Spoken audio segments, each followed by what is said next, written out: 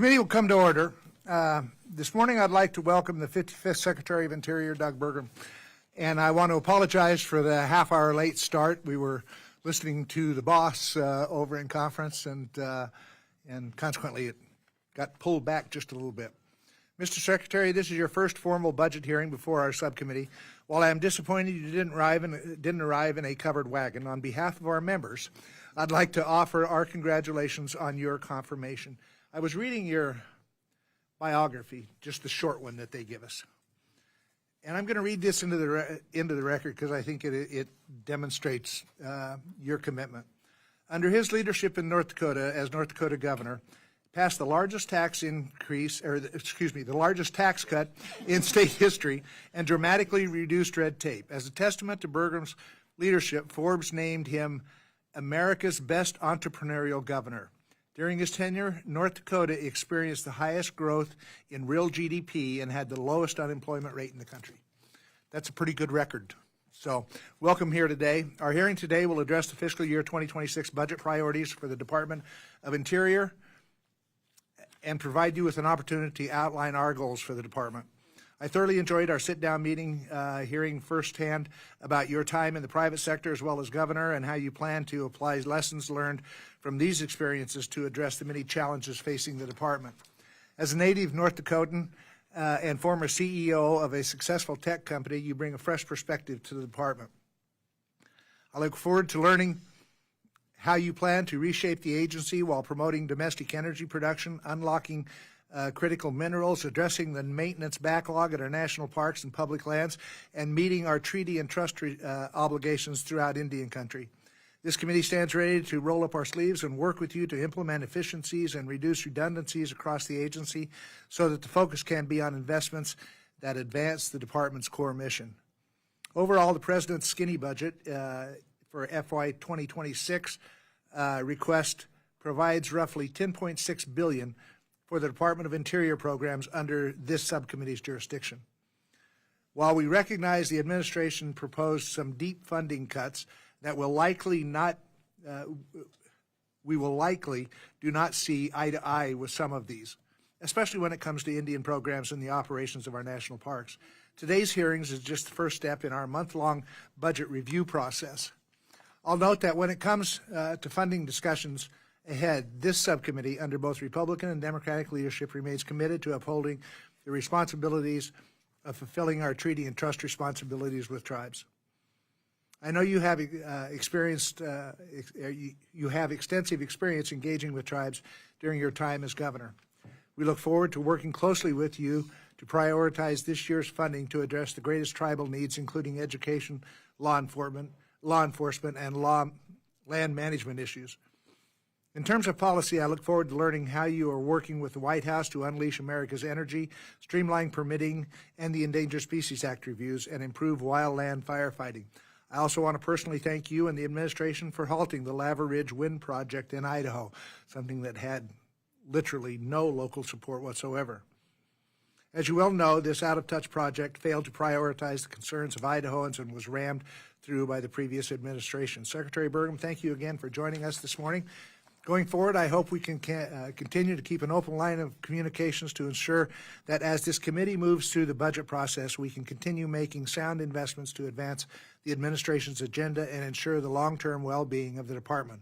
With that, I yield to Ranking Member Ms. Pingree for any opening remarks that she may have. Thank you very much, Mr. Chair. Thank you for holding this hearing this morning. And Secretary Burgum, thank you very much for being with us today. I appreciated that the slight delay in committee gave me a chance to say an initial hello to you, and nice to meet, even though I represent Maine, a fellow Midwesterner since I was born in Minnesota. Yeah, sure, you betcha. I do want to thank you for bringing your many skills as a former governor and a businessman to this very important position. The Department of Interior is tasked with protecting and managing our natural resources and cultural heritage, to providing scientific information about those resources and honoring our trust and treaty responsibility. But I will warn you, I am very concerned about the state of the Department of Interior. From my view, in just 4 months, the department has been destabilized, and there's been a stunning decline in its ability to meet its mission. Given your extensive executive experience, I am disappointed that you would allow this to happen. In partnership with Elon Musk's what I consider a rogue agency, the DOGE, you have illegally canceled grants for conservation, for ecosystem restoration, and other important work. Over 1,700 probationary employees have been recklessly fired, and 7,600 people, or 11% of the interior workforce, have been pushed to resign. These are not just numbers. These people are experts and dedicated public servants with decades of programmatic and institutional knowledge that is critically needed to ensure the department fulfills its mission and is a guardian of our public lands. To make matters worse, the agency has a hiring freeze, and you are considering even further reductions in force. I don't see this ending well for this precious agency that this committee is dedicated to oversee. And this committee has devoted hundreds of hours to nurturing this agency. I'm very proud to serve on a committee that generally works in a bipartisan way to make sure that the Department of Interior stays strong. Further, due to the policies you have instituted, employees are hamstrung from accomplishing everyday tasks by absurdly limiting credit card expenditures to $1. This is no way to efficiently run an organization. In fact, these actions seem to be designed to obstruct employees from doing their job. Even the National Park Service feels that it's been under attack. Ahead of peak season, you have gutted staff, so my national park, like Acadia in my home state of Maine, is understaffed and without the resources needed to keep summer visitors safe. Our parks are pristine and need to be protected. Fiscal year 2026 is equally devastating, with a proposed cut to the department of 30%. That budget eviscerates the U.S. Geological Survey with a proposed $564 million cut, targeting scientific research on natural hazards, ecosystems, water, and earth mapping. These programs help us monitor and provide real-time earthquake and hazard information. They strengthen our assessment of groundwater and surface water systems, and they help ensure our national security by informing the management of our mineral and energy resources. Without these programs at USGS, our communities will be left vulnerable to natural disasters and deprived of the scientific data that guides responsible land management.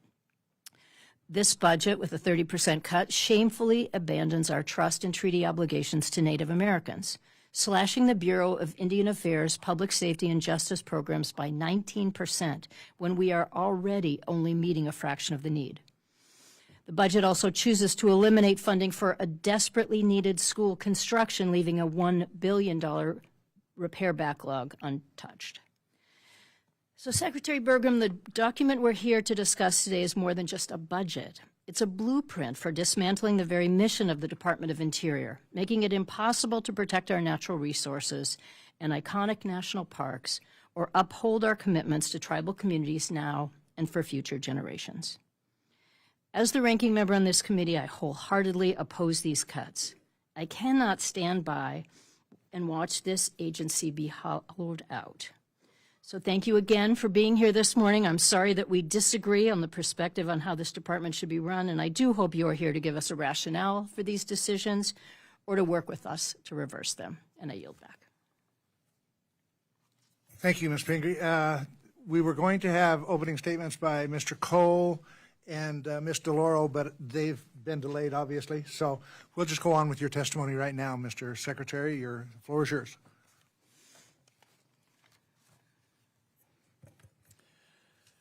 Good morning.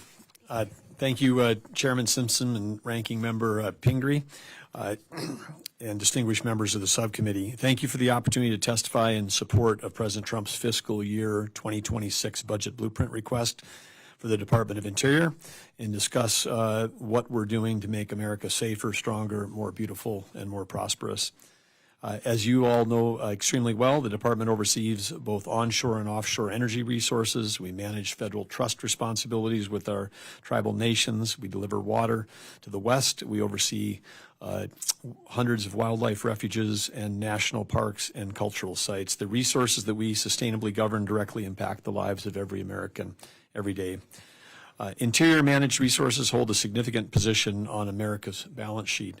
The public lands and minerals within the interior domain include more than 480 million acres of surface land, 750 million acres of subsurface and mineral estate, and more than 2.5 billion acres of offshore. Our national resources are national assets that belong to the public, and they should be responsibly managed to help grow our economy, help balance our budget, and generate a revenue for the American citizens.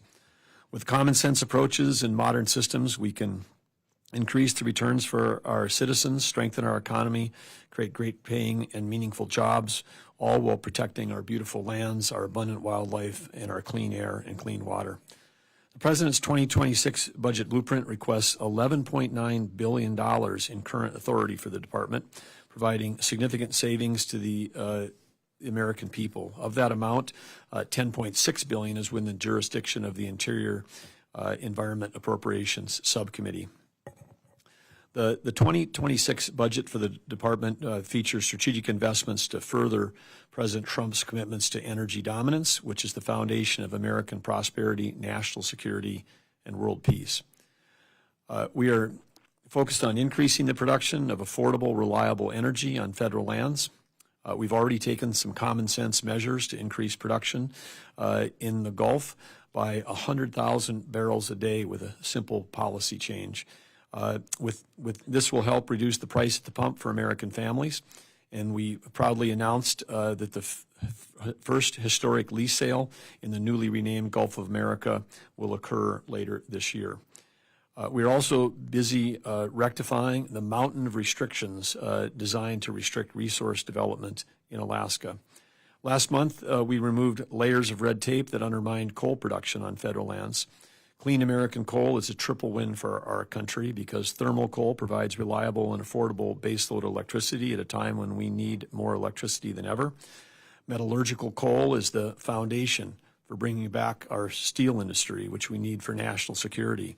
And the mining and refining of coal that contains critical and rare earth minerals is essential to secure our own domestic supply chains for our defense, transportation, and tech industries, because today we are in a huge position of vulnerability relative to our critical mineral supply chain. Right now, America is in an artificial intelligence arms race with China. This race is going to be won not only by technology, but by electricity production. Keeping domestic coal-fired power generation open will help us win this contest while driving down electricity costs for American families and improving the reliability of our grid. The department is also undertaking efforts to establish our position as the leading producer and processor of critical and rare earth minerals, which will create jobs and prosperity at home, strengthen domestic supply chains for the United States and its allies, increase our national security, and reduce the global influence of adversarial states. Preventing and combating wildfires is vitally important to protect people, communities, and the environment. Nearly 65,000 wildfires burned more than 8.9 million acres across the United States last year, endangering communities, critical infrastructure, and local economies. Federal wildlife risk mitigation and suppression responsibilities for wildlife fire, as this committee knows, is currently split across 5 agencies in 2 different departments. We've got duplicative and ineffective structures that couldn't be improved. This budget proposes reforming the federal wildland fire management to create an operational efficiencies by consolidating and unifying federal wildland fire responsibilities into a new centralized federal wildland fire service at the Department of Interior. This new service will streamline federal wildfire suppression response, risk mitigation efforts, and coordinate with non-federal partners, including states, locales, and tribes, to combat the wildfire crisis. The Department of Interior upholds the federal government's unique trust responsibility by fostering government-to-government relations between the federal government and federally recognized tribes, American Indians, and Alaska Natives. This budget supports programs at the Bureau of Indian Affairs and the Bureau of Indian Education, sustaining the federal government's support of the core programs that benefit tribal communities. Since becoming Interior Secretary, I've had the opportunity to travel to our national parks, historic sites, Bureau of Land Management, and Bureau of Reclamation, some incredible locations, including the Hoover Dam. Bureau of Reclamation is the #2 hydropower producer in America. And I've also visited the wildlife refuges to learn and hear more from the leadership on the ground at each of these places. We're instituting changes to get more people actually working on the front lines, and we're looking forward to an outstanding summer at our historic sites, parks, and refuges. By opening more areas to hunting and outdoor recreation, we're helping to drive tourism, create jobs, and generate revenue for local communities, all while promoting responsible stewardship of our natural resources. Interior is also focused on streamlining our core business operations, which will result in significantly improved efficiencies and lower costs for Americans and will benefit each of the bureaus within Interior. This budget is about putting America first and doing the best for American taxpayer. As Interior moves forward, these initiatives set the foundation for a renewed focus on responsible resource management and economic growth. I appreciate that the subcommittee has strongly supported the department's mission, and I look forward to working closely with you to advance these priorities. Thank you. Thank you, Mr. Secretary. If the chairman of the full committee and the ranking member of the full committee come in, we'll let them make an opening statement when they come. First, let me ask you about this. As I mentioned in my opening statement, the President's skinny budget request proposed cuts to the Department of Interior that we may not be able to fully replicate in our FY26 bill. You may have seen that we had EPA Administrator Lee Zeldin testify before our subcommittee last week, and I asked him the same question that I'm going to ask you. If Congress chooses to provide discretionary appropriations for the agency that are levels above the President's the President's budget request, how would you handle that? In other words, would you spend the amounts provided in an enacted bill and for the specific programs that Congress identifies? Yes, that would be the law. Okay. Let me ask you another question. I also wanted to take a moment to ask about land exchanges. Secretary Burgum, in order to assess and execute all land exchanges that come before the department, does the agency have all the tools it needs to carry out the current processes, or are additional authorities necessary? And I assume that the processes include, you have to have appraisals and all of that type of thing. You have to do public hearings. You have to have tribal consultations, et cetera, et cetera.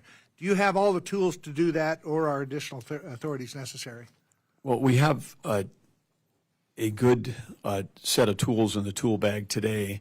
And one example of that we've already completed was a land exchange with the state of Utah that we completed back in February. It's about 200,000 acres of federal and 188,000 acres of state. This is a project that had worked on for some time, but it was able to get completed in February, and was able to sign that with Utah Governor Spencer Cox. As you know, out west, we've got plenty of places where we've got a checkerboard of land. And in this case, we were able to trade lands to sort of fill in the checkerboard for the state and fill in the checkerboard at the federal level. In the case of the lands received from Utah, we were able to fill in a checkerboard of a wilderness area that was a federal wilderness area that will remain wilderness area, but is now doesn't create the complications of us trying to have every other section be wilderness area with the state having a different set of regulations, a different set of people managing those resources in between.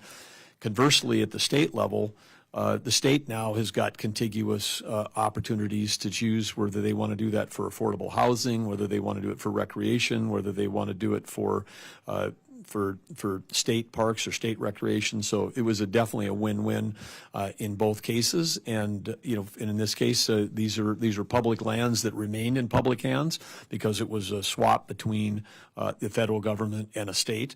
I think there's more opportunity to do that. As you know, when the railroads transected the West as one of the incentives to get those railroads built, they gave at one time in the private sector these checkerboard of land as an incentive. And so I think there's a big opportunity for those kinds of swaps. And I also, as governor, of North Dakota, was chairman of the land board. So I've got, 8 years of experience of where we were able to, once in state hands, sometimes it was better for us to move those lands, down into more local control for local uses. And so we were able to do that because, again, as a general principle, as a governor, I've found that state game and fish, state land management, state grazing associations, local, all this, I have to say I never met someone from D.C. that cared more about the land, the water, the wildlife, the fish at the local level than the people in those states. And I know that the representatives at this table have all come from states that have got deep commitments to the land and the wildlife and their environment. So I think that there's plenty of opportunities for us to do both, which is have more efficient use of public lands and do all the protection we need about the things the public cares about, that we all care about so deeply. But apparently you do have the authority to do this right now. You do have the tools to do this. We do, and we certainly will be taking a look to see if there's other things that are getting in the way of efficiently using public lands. I think in particular we're paying attention to the western states. I think it's maybe not well known, but we do have in states that are represented on this committee. Utah, over 60% of that is federal land. Nevada, over 80%. Alaska, Nevada's number one in terms of percentage owned by the federal government. Alaska, massive amounts of federal land, and in many cases, we're restricting the opportunities for those states that should have the same opportunity under the United States of America to prosper as we have other states. We've got states in the east, including the 13 states that were part of the original colonies. None of them have more than 2% of federal land. And I don't think any of them would stand up and say we need more federal ownership in our states. I haven't heard that. I haven't heard people saying that. So it's I think there's a path forward here. There is. Idaho is third on the list with 64% federal land. And I will tell you, as I've told the reporters and stuff, the reason people live in the West, the reason people live in Idaho, because we love our public lands, and we want to make sure that they remain public so that your favorite hunting grounds or fishing hole or hiking or snow machining area is not cut off because of private ownership that bans travel. And in Idaho, travel doesn't mean, they've closed this road, I'll just go down another mile and take the next road. It sometimes means you're leaving the state and going into Montana and coming back across the mountains to your unreasonable stuff. So those are concerns I have personally about access and public lands for public use. So anyway, let me stop for just a minute. And as I say, you might have one member that would be happy that they came to Montana for a while before they came back in. Yeah. Mr. Cole, Chairman of the full committee. Go ahead with your opening statement. Well, I'm not going to do the opening statement. Having arrived late, I'll submit it for the record. Let me make a couple of quick comments. Number one, I apologize for being late, Mr. Secretary, but your boss was in our conference, and I have a rule: I don't get up and walk out on the President of the United States. So that's a very good rule. Seems to have worked well over the years. And but I also wanted to say how glad I am that he made the decision to appoint you to this job. I think you are superbly suited for it.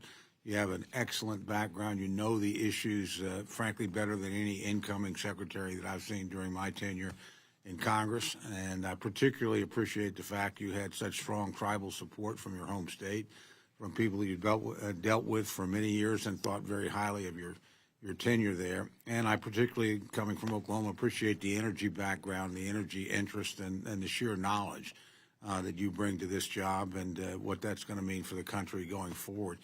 You're going to like this committee, quite frankly. You won't agree with them on every single thing, but Mike is one of our best chairmen, without a doubt, and Ms. Pingree is one of our very best ranking members, and of course has chaired this committee in the past as well. And they know how to strike a deal. They know how to work together. And when they fight, they do it in an appropriate way. So, again, I think you're going to enjoy working with the members on both sides, frankly, of the aisle in this particular subcommittee. With that, as you know, and we've had the opportunity to discuss offline before, I do care, and I know this committee cares on both sides of the aisle very, very strongly about tribal issues. So I wanted to ask you, can you talk a little bit, maybe you've done, are we into questioning as well, Mr. Chairman? Okay, I assume we were. Can you talk a little bit about the cut to BIA operations of Indian programs and BIA education construction? Again, and BIE, I should have said. yes. Well, first of all, let me just start with BIE. There's some incredible challenges. Let's just step back from the budget a little bit. Sure. I mean, there's 125,000 K-12 kids involved in this BIE system, and the challenges there are greater than just the budget dollars and the construction. It's interesting that this is a similar size. The state of North Dakota had about exactly 125,000 students in a K-12 system. In North Dakota, we had BIE schools, we had tribal schools, and we had public schools in North Dakota, and a small number of private parochial schools. If you stacked them all up together, the ones where we were spending the highest dollar amount and had the worst outcomes was the BIE schools. And as a governor, this was frustrating because I felt, again, every enrolled member of every tribe is also a North Dakota citizen and a U.S. citizen. And when I took office and when I campaigned, I said, doesn't matter if you voted for me or not, as governor, I'm responsible for everybody here. And we're, to the degree that whether it's roads or public safety or education, felt that responsibility. But the BIE schools were tough to get it because they were isolated. We had a better shot at helping the tribal schools that were tribally run but still could get state aid than we could on BIE. So I'm bringing a lens where I've had an opportunity to see this thing where it's not, funding is the issue, and there's a lot of deferred maintenance out there. I mean, for sure there is, and we need that, but we've got to figure out there's something else going on here that we have to take a look at other than just budget. I mean, I think we've seen that across education in this country. It's not always a correlative between the more money you spend, the better outcomes you get. So that's something that we're dedicated as we get our team on board and bring people on board. We're trying to really dig into this, dig in to understand, what the challenges and the opportunities are. And I think that, they're not spread. There's many states that do not have any BIE schools, and so there's an opportunity to look for deeper partnerships between the states. And also to say at the tribal thing, because some of the tribes that have taken over the responsibility for those BIE schools at a local level, some of them have got an interest in the resources to do it. The really sad place when you think about synergies in states like mine, we got one tribe where you've got a BIE school and a tribal school, and they're within a mile of each other, and you're like, okay, are they're why wouldn't they be working together? I mean, is it because they're worried about 5 less spots on the starting basketball team, or is it because of some economic incentive that's causing people to say, hey, we want to keep the tribal school because of the pay structure for teachers and school board members versus a public school where maybe school board members are not getting paid. I mean, I think we got to really dig in and try to find out why in those cases it wouldn't be just a natural desire to get synergies between those existing structures. And I think it's going to be on a community by community, case by case basis. But we're not talking about millions and millions of, by comparison, Clark County has got 300,000 students in one county. I mean, we're talking about 100. These are small rural schools, which I'm very familiar with. But even within those, I think there's a way where we can find some solutions. So yeah, people will be concerned about a proposed budget that has lower dollars, but I'm more concerned about how do we find a long-term solution, because we could fund it at last year's level, fund it at a higher level, and I don't think the question you should be asking me is, are we getting better outcomes? I mean, we're running an education system, and that's the thing that we've got to be focused on together. So we'd love to come back and work with all of you as we try to really pull this thing back, because if we have a trust responsibility, we shouldn't be just saying, let's give more money to the worst performing K-12 system in the country. And it's not because we don't have teachers that care, because there's people that are in these systems that, care deeply, but let's go figure that problem out. And I don't know if you've got staff that's focused on BIE in particular, but this is one of the issues that requires some real attention. Well, I certainly agree with that, but I also think that kids have to have a good place to learn too, and sometimes that's an expression of whether or not you care about them very much. And I've been to some excellent VIE schools and some excellent things. I totally agree with your emphasis on culture and outcome, but I've been to some places I wouldn't send my kid to. It's simply because the resources aren't there and haven't ever been there. It's not your responsibility; you just showed up. But you know, I've actually toured a lot of these schools with my friend here, the chairman, and other places. And tribes will vary, as you know, greatly in their ability to resource things. It makes a lot of difference if you happen to be fortunate enough and have mineral wealth, or you happen to have a location and you've got a gaming operation. I don't find tribes being short in taking care of their own people when they've got the resources to do it. I have often found the federal government very short in fulfilling its trust responsibility. So I just say that is something we'll be looking at. I would just appreciate having you there. But I would say, Mr. Chairman, I agree with you on that last point because, of course, we've got an energy tribe in North Dakota that we've worked hard to get the work with them side by side to cut federal red tape to allow them to develop their energy resources. We worked on tax sharing agreements to make sure that we had fair agreements with them. And once they had their economy going, they had some of the nicest schools in our state are in MHA Nation. I mean, the facilities, whatever. I mean, these guys have gone out and I mean, they will put the dollars back into facilities and education if we can help them get their economic development. So it's tied. I mean, the economic development is tied to their ability to manage these facilities. Absolutely. I remember talking to a good mutual friend we have, Mr. Ham, Continental, and we were talking about the difficulty of energy exploration and production on non-federal land, which, you know, North Dakota is famous as a energy-friendly and supportive state, versus what happened the minute he crossed an imaginary line onto an Indian reservation. It was not the tribes; it was the just relentless, federal regulation, fee structure, everything else. And so I commend your work in that because, again, if they have resources, they'll put them in the right places. And well, and I would say I've always said that the hardest job in politics is not a representative or a senator or a governor. It's being a tribal chair or a tribal member because they have to deal with layers of federal regulation in addition to. My mother was the first Native American woman in the state Senate in Oklahoma, and I asked her once, "Why didn't you do tribal politics?" She said, "It's too tough. It's like family politics," and it is. Can I have? I'm using my time, but I have one more area I particularly wanted to ask you about, if I may. December disaster supplemental, which again arrived before you got here, provided $50 million for Historic Preservation Fund and $2.3 billion for the National Park Service to reconstruct historic sites and Park Service units that were damaged from disaster events such as devastating tornadoes, which frankly hit my district. So, and I'm glad to see the notice of funding opportunity announced for the Historic Preservation Fund. Money last week, but I am a bit frustrated it's taken as long for NOFO to be published because it's only the first step in the process and these communities need help. So what's the department's timeline for reviewing these applications and getting money kind of moving toward these communities?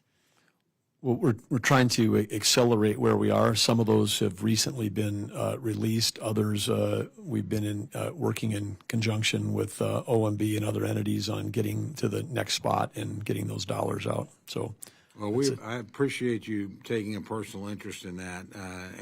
Look, a lot of people are working hard to try and get stuff out the door. We know that, but I just wanted to notice that I've got. Both historic national park areas that have been hit hard, Chickasaw National Recreation Area, where we have some progress moving, and I'm appreciative of that. But particularly a little town called Sulphur, Oklahoma, a historic downtown area, and literally leveled by a tornado. Actually, multiple tornadoes in the same night. So if you can look at those things, I know other communities and other districts are in the same thing. But just moving it along faster would make a huge difference, and appreciate you looking into that if you can and staying on top of it. Thank you very much, Mr. Chairman. Thank you. Thank you. Before I go to Shelley, I just want to say on the topic that Tom was just talking about with Bureau of Indian Education and buildings and reducing the funding for buildings. I agree with everything you said about finding out why these schools aren't performing and what needs to be done to change them and address that. I got no problem with that. In fact, it ought to be done. That doesn't change the fact that we're talking about facilities here, and facilities across. I mean, Tom and I have been to, as he said, many tribes, and he said he wouldn't send his kids to some of them. I've often said I wouldn't board my dog overnight at some of them because they're dangerous. And so that's what this committee has been focused on, is trying to make sure that we have the resources to build the schools that these kids need.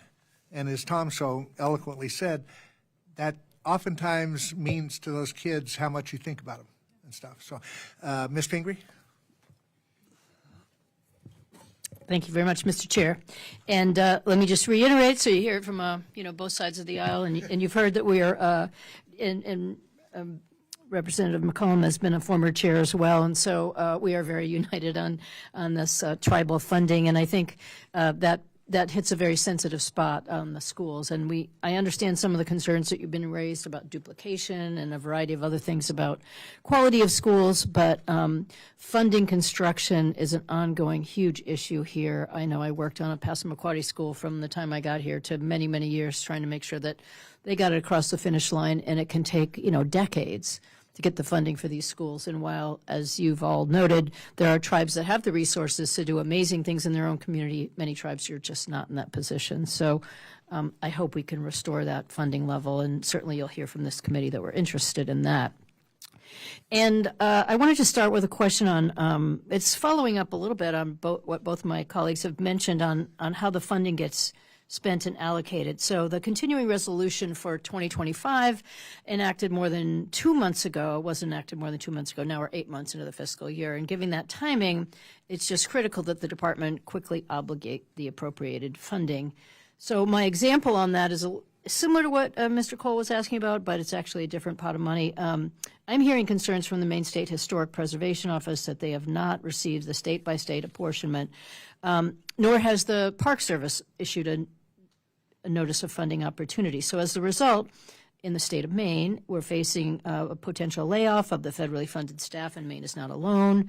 This manufactured, in my mind, funding crisis is being inflicted on all of our states. For example, 12 people have already been laid off in Ohio, and that amounts to about a third of their staff in the State Historic Preservation Office. These offices have an integral role in the advancement of federal projects, and holding back the funds that Congress appropriated for these offices means delaying projects, including in the oil and gas sector. So I did contact your office about this last week. I'm expecting that you might have an update for me. Do you know the status of these funds? We're waiting on the apportionment to come, but we're pushing hard on trying to get this out because it's, as you say, we have every incentive. Our incentives are in line with yours to get these dollars out the door. So, I mean, the chair asked you a question earlier about the 2026 budget, and if we appropriate money that goes beyond what's in this skinny budget or what we see in the full budget, will you spend the money? You said it's the law. The Interior Bill, which is in the CR, contains a provision that requires that amounts appropriated to the Department of Interior, quote, shall be available for obligation and expenditure not later than 60 days after the date of enactment of the act. And as you said, that's the law. OMB is not a portion of the funding. You just said that. But we are past the 68-day deadline, and I just want to know the role that you're taking. Are you pushing the OMB to appropriate your department's funding? Well, I didn't bring a stack of communication that's gone back and forth, but I would say that would represent that, yeah, we're pushing. Okay, pushing is good.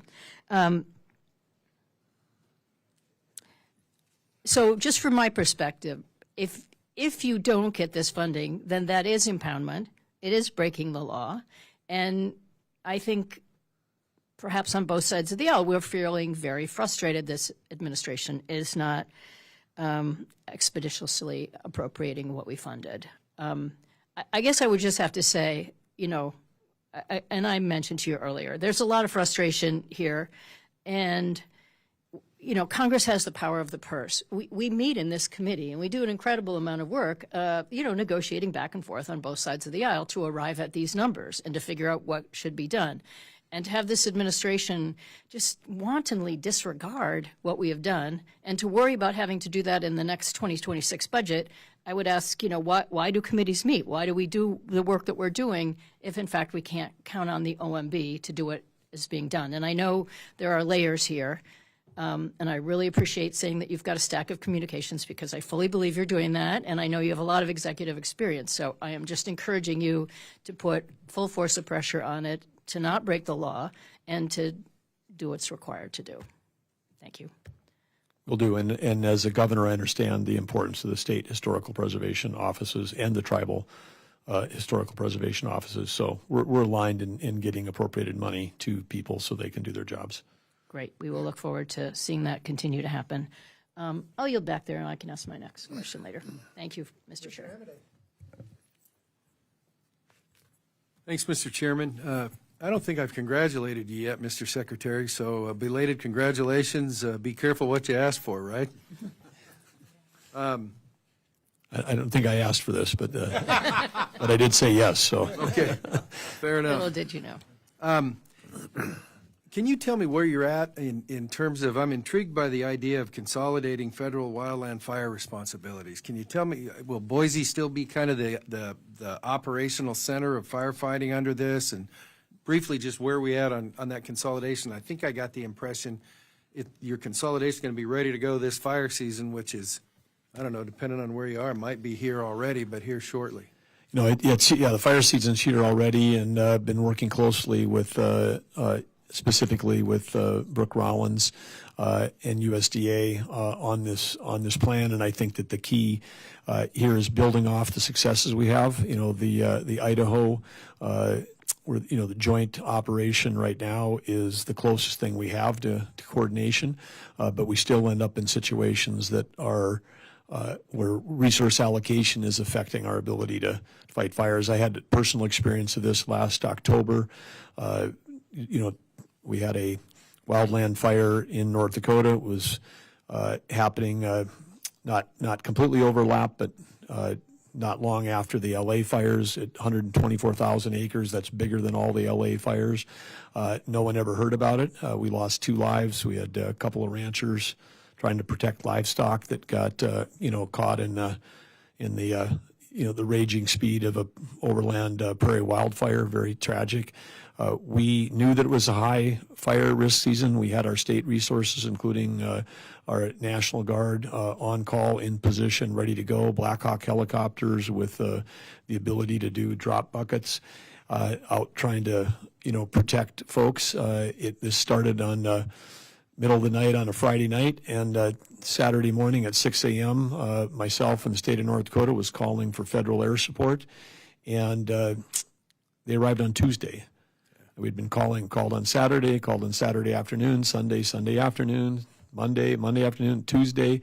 That entire time, I'm fully understand, because now Senator Tim Sheehy, who is running a contract business, flying aircraft, had aircraft sitting on the ground in Montana, a short distance away, and there was never a decision made to distribute aircraft for this thing, and where it was, the adjacency of the fire to Lake Sakakawea, the fact that it was in these tough Badlands canyons that you couldn't get out with fire crews.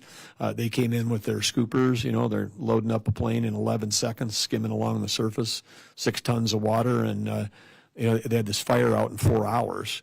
And so it was a dramatic example of how a little better coordination of releasing resources and making decisions could get us there. And I think that so we're moving ahead with that, and I would expect that you'll hear from ahead of any legislation. You'll hear a joint announcement from Brooke Rollins and myself soon about how we're trying to implement greater coordination in this fire season. Great. And we'll be getting back with you in terms of who's the point in your office just for monitoring that sort of stuff, but it sounds like you've got a good feel for it. Well, we got to start. I mean, given that this is moving one responsibility from a department to another, and you're in a position here oversee with both, we'd want to work closely with this committee to make sure that we get all of the the appropriations, everything figured out. But we think there's this is one of these things where, again, where if we can make better decisions faster and we can save money with better systems on decision making using all the current tools. I know that former Secretary and Congressman Zinke is coming from Montana, also knows that there is, tools that were available to him as a Navy SEAL 20 years ago that we're not using to protect firefighters on the ground right now. So we've got to make sure we equipped everybody with the right tools and give them the right command structure, and then put more firefighters on the front line and less people trying to make manual decisions about where to allocate resources. I appreciate that. Now, I want to move the focus to personnel, or that's an old term, HR, whatever the new term is. There are a few areas that affect operations, and I think we touched. When you talk about getting an appraisal for any kind of federal land, that means you've killed the idea. And I don't mean that disparagingly. I'm just saying, well, we've only got, this many certified appraisers, and 3 of them are on death's door, and the 2 that are left are scheduled until, sometime in the next century or something like that. And so that's an issue that has been around for a long time. I bring that up. Certified minerals examiners, same thing. And then I also bring it up in the most recent stuff, where when you look at the mission of Interior, especially in the West, where so much of the ground is yours, and you talk about just administering that in an everyday sense, whether it's range people or real estate people or anything. So when the last round of cuts comes, at least in the parts that I pay attention to, your state and district offices were already significantly below whatever. Now, I'm not saying whatever is unassailable. It's like, listen, if there are positions being carried that can't be, justified, then quit carrying them. But when you put those cuts on top of a bunch of vacancies, which leads us into what they're getting paid and can they afford to live where they're, all that other sort of stuff. And I'll just say, I hope that becomes something that and we've mentioned it to secretaries long before you, and it's tough, and I get that, but I think this is an opportunity, and I think we've seen it so far, for a refocus on the mission of Interior nationwide, where it's like, hey, they're going to need a little more support than, oh yeah, them too. So I say that whether you're talking about Native issues or whatever, where it's like, I think this committee has always been, so you've got some support there in terms of going, you want us to operate efficiently, good. You want us to but we also need the ability to operate. And those are just a few of the areas where it's like, I don't know how you can sit there and hold somebody's feet to the fire when there's a whole bunch of empty desks. Well, I got this sort of hits on across. You mentioned BLM is one of the key things where appraisals they're occurring, but the high level thing what we're trying to accomplish in terms of a strategic restructuring would be to get more people on the front lines. I mean, more rangers in the park, more biologists on the rangeland, more people doing appraisals on these whether it's mining or whether it's Southern Nevada Lands Act transfers, and I think that there's a big opportunity to do that as we get our hands on the layers. I mean, BLM, for example, they have field offices, they have district offices, they have regional offices, they have state offices, and then there's a federal office. And I don't know any, corporation today that's in any business, but even if you were in the timber management business or if you're in the raising business, you wouldn't have 5 layers between headquarters and the front lines. I mean, with today's systems, you might have 3, but you wouldn't have 5. So whatever we're doing to try to streamline, we're at the end of the day, we want to end up with more people, more minutes on mission, as you say, more people that are out there getting it done. And then in some cases, we just have to change the administrative rules. I mean, I was with you in Nevada last week. I guess it was Friday. We were there Friday afternoon, meeting with the governor and with Secretary Turner from HUD. And the Southern Nevada Lands Act has been around since Harry Reid was in office, and it's very structured process for how we move BLM land into other uses in Southern Nevada. And one of those uses is affordable housing. And so we were at a project. After our meeting with the roundtable with all the local, we went out to that 18 acres. In the administrative rules, it was It's being transferred to, the city of Henderson for a 390 unit, $120 million affordable, housing project at $100 an acre. I mean, this is a huge, benefit for that project. And then, Representative, I said, well, how fast can they get going? They said, well, we're waiting for the appraisal. And I said, it says in administrative rules, it's $100. It's not going to change. It's $100 an acre. They said, yes, but we're still required to do an appraisal. And I'm like, why are we required to do an appraisal? Well, because that's also in these rules. So then we have conflicting rules. And then I said, well, how long does the appraisal take? They said, well, it could take longer than 6 months, but that's a problem because if it's longer than 6 months, then it's outdated and we have to start over again. It trips this continuous thing. And, these are the things that, coming from the private sector, I'm just like, I get motivated when I hear these things because I'm like, we just have to get rid of all of this. This creates more work for the people on the front lines and we get less things done. And in the end of the day, what we did in North Dakota, we cut, when I took office, we were having a huge revenue crisis because of the, having a revenue drop. We had to cut $1.7 billion out of a $6 billion general fund in a little state like North Dakota, $1.7 billion. In my first 4 months, coming from the private sector, all the trains still ran on time. That's just 27% cut. And we did that. And part of it is we got rid of the things that were getting in the way of the team members doing the jobs that they wanted to do. People go into government because they want to make a difference. They don't go into government because they want to push paper and use 50-year-old IT systems. So anyway, there's a way to end up with more meaningful, purposeful, effective jobs and reduce costs because I've done it. I mean, I know that's true, but in this case, you're spot on, Representative, in terms of the around the appraisals and around the need for making sure. And I would say you mentioned, Winnemucca, Elko, all these communities where it's hard to staff. Those guys are the lifeblood of our agencies, the people that are working in these remote areas. And we need more of them. And we need, frankly, we need less people in Washington, D.C.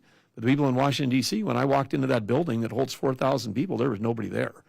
I mean, so it's like they're all working remotely, but they weren't working remotely from Elko, right? And so it's like, we want to get people out, out on the ground doing the job that serves, the timber industry, the grazing industry, the mining industry, the recreation industry, the wildlife outdoors, fish and game industries. I mean, outdoor recreation is a $1.2 trillion industry. We're serving them too. So there's big opportunity for us to cut overhead and get more people on the ground. Thank you, sir. Yield back, Mr. Chairman. Mr. Harder. Thank you so much, Secretary, for being here. I want to use my time today to discuss the West's wildfire crisis and how hopefully we can work together to support our wildland firefighters, I know near and dear to your heart, and invest in the resources we need to confront and deal with these mega fires head on. As you know, wildland firefighters risk their lives to keep our communities safe. But as these fires have become larger, more intense, and more frequent, we're asking more and more of these men and women than ever before.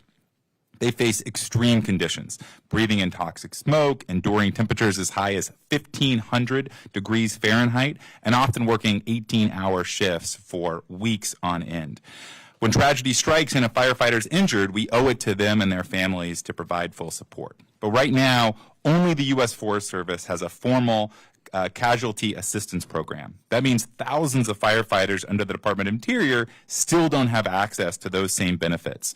My bill to fix this, that was included in the bipartisan Fix Our Forest Act, would make sure that all Department of the Interior federal firefighters and their families have access to the support they've earned. Secretary Burgum, do you support establishing a Department of Interior casualty assistance program so every federal wildland firefighter is protected if tragedy strikes?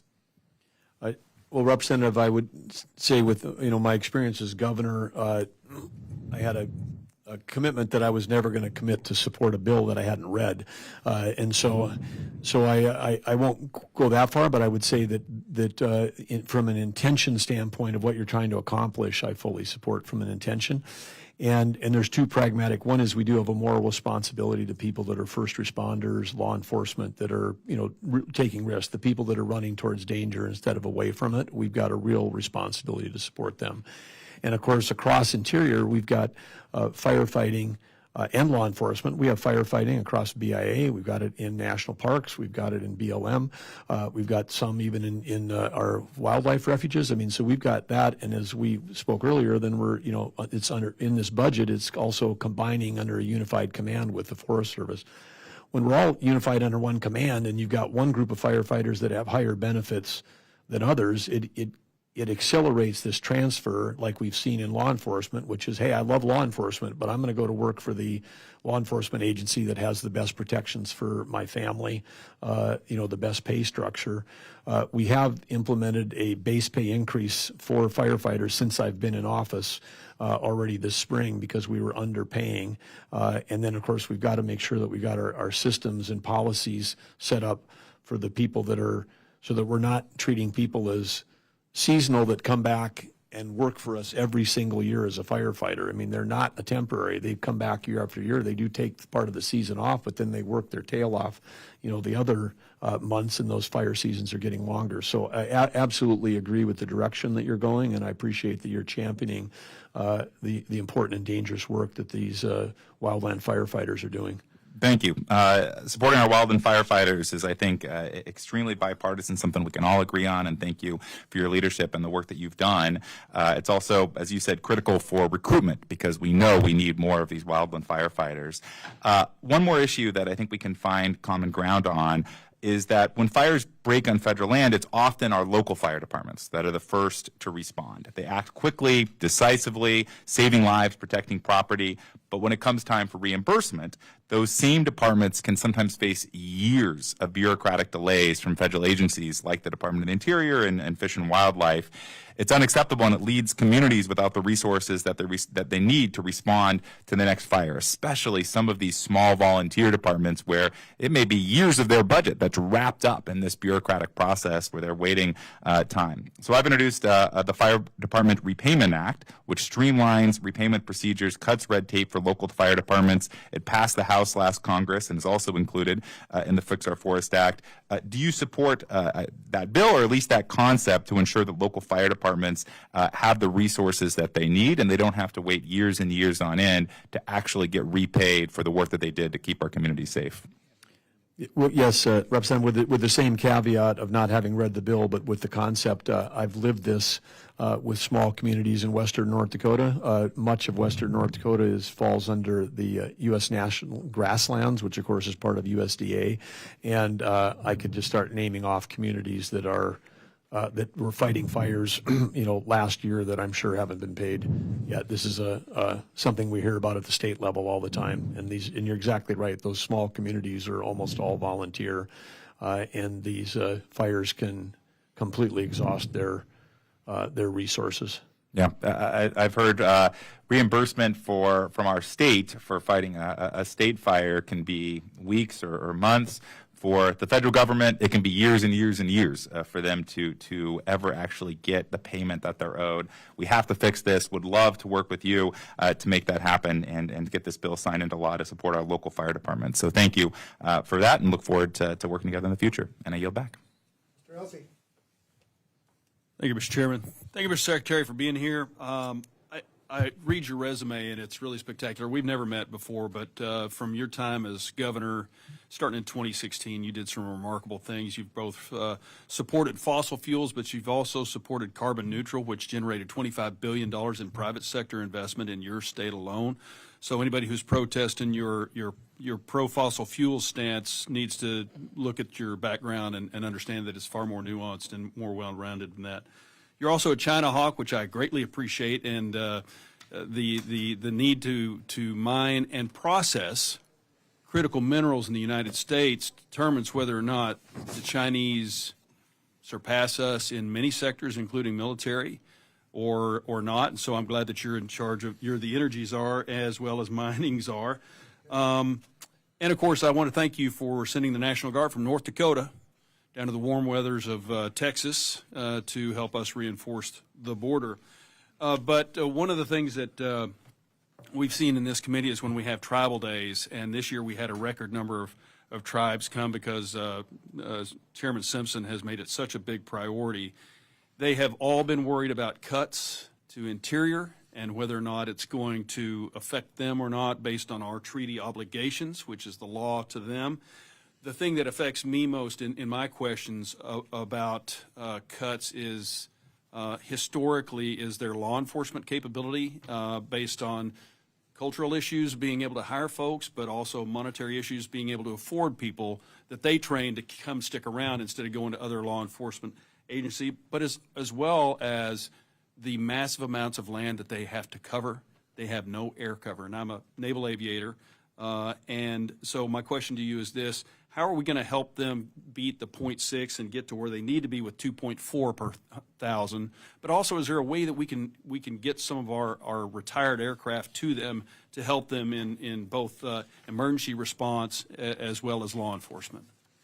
Well, Representative, law enforcement in country is a grave concern that I have, and during my time as governor, I was well aware of this issue, and it's compounding because I think that the bad guys know that we've got gaps in law enforcement on tribal lands, and so as we saw a period of time when we had all the economics of human trafficking, drug trafficking, and fentanyl in our country, one of the places that was easier for organized crime organizations to work and operate was in tribal areas. We conducted a joint effort in North Dakota across 3 of our 5 tribes with the federal government, FBI, State of North Dakota Bureau of Criminal Investigation, the State Highway Patrol, local tribal police.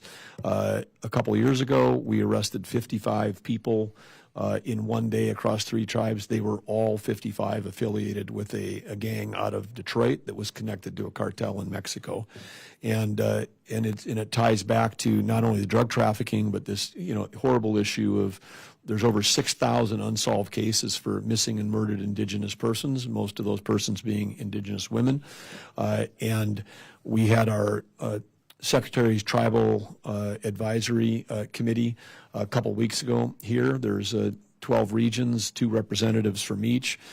We held that literally in my office, moved everything out, brought everybody in. We're set up in there, and on all 12 regions, everybody brought up law enforcement as an issue. Ahead of that meeting, we had the family of Emily Pike come in, and this is this case in Arizona that is not well understood, I think I've always said, if you have a co-ed that goes missing at spring break, it's going to be a 10-part Netflix series, and we have 6,000 missing and murdered Indigenous women, and you don't even know about it. Emily Pike is one that is as tragic as it becomes because she was ended up after having been assaulted. Law enforcement had identified an assailant. He was released after 3 days. She was considered the victim. She was, 13 or 14 years old, sent to a foster home, ran away from the foster home. The foster home didn't tell her parents till she'd been reported her missing 5 days later. And then, search begins, as it often does, and then ends tragically, and they found her dismembered in garbage bags, along the side of a road, as she must have been trying to make her way back from the foster home 80 miles back to the reservation where her family was. And so it doesn't get more tragic, but we brought Kash Patel over to Interior. He sat with me with the Emily Pike family, and and then he stayed and met with the Secretary's Committee, and I was told by virtually every tribal leader there that was the first time that they had a meeting with the head of the FBI. He has dedicated 60 FBI already. He's announced that 60 FBI personnel are going to be deployed on Indian country cases. I talked to him yesterday at the White House, and he said that he hopes that he can get more resources placed again. So this isn't just about, yes, we need BIA law enforcement, we need upgraded retention facilities, we need a bunch of things on the local level, but it is a federal responsibility.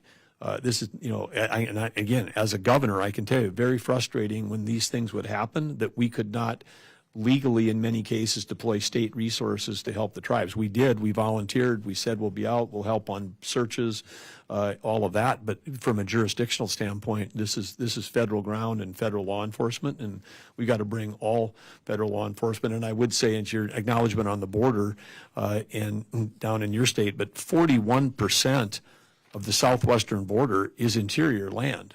41%.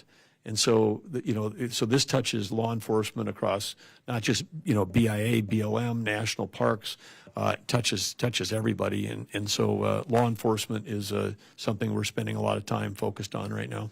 Thank you. And I'd just like to ask, let's get them some air support. Mr. Chairman, I yield back. Well, and thank you for your service as well. But a great idea on the air support, because in these big areas, whether it's unmanned or manned, this can be super helpful tools, and we've got the technology to deploy in these large areas. We need to do it.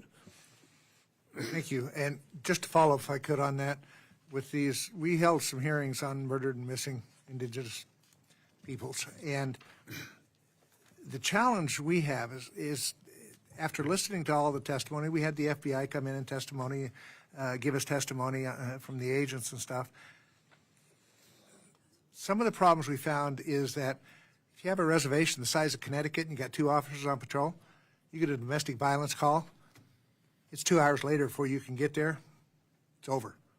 So we've got to do something about that, and that's what we're trying to address. But the biggest issue is jurisdictional issues between the state, the feds, the local law enforcement. Somehow we got to resolve.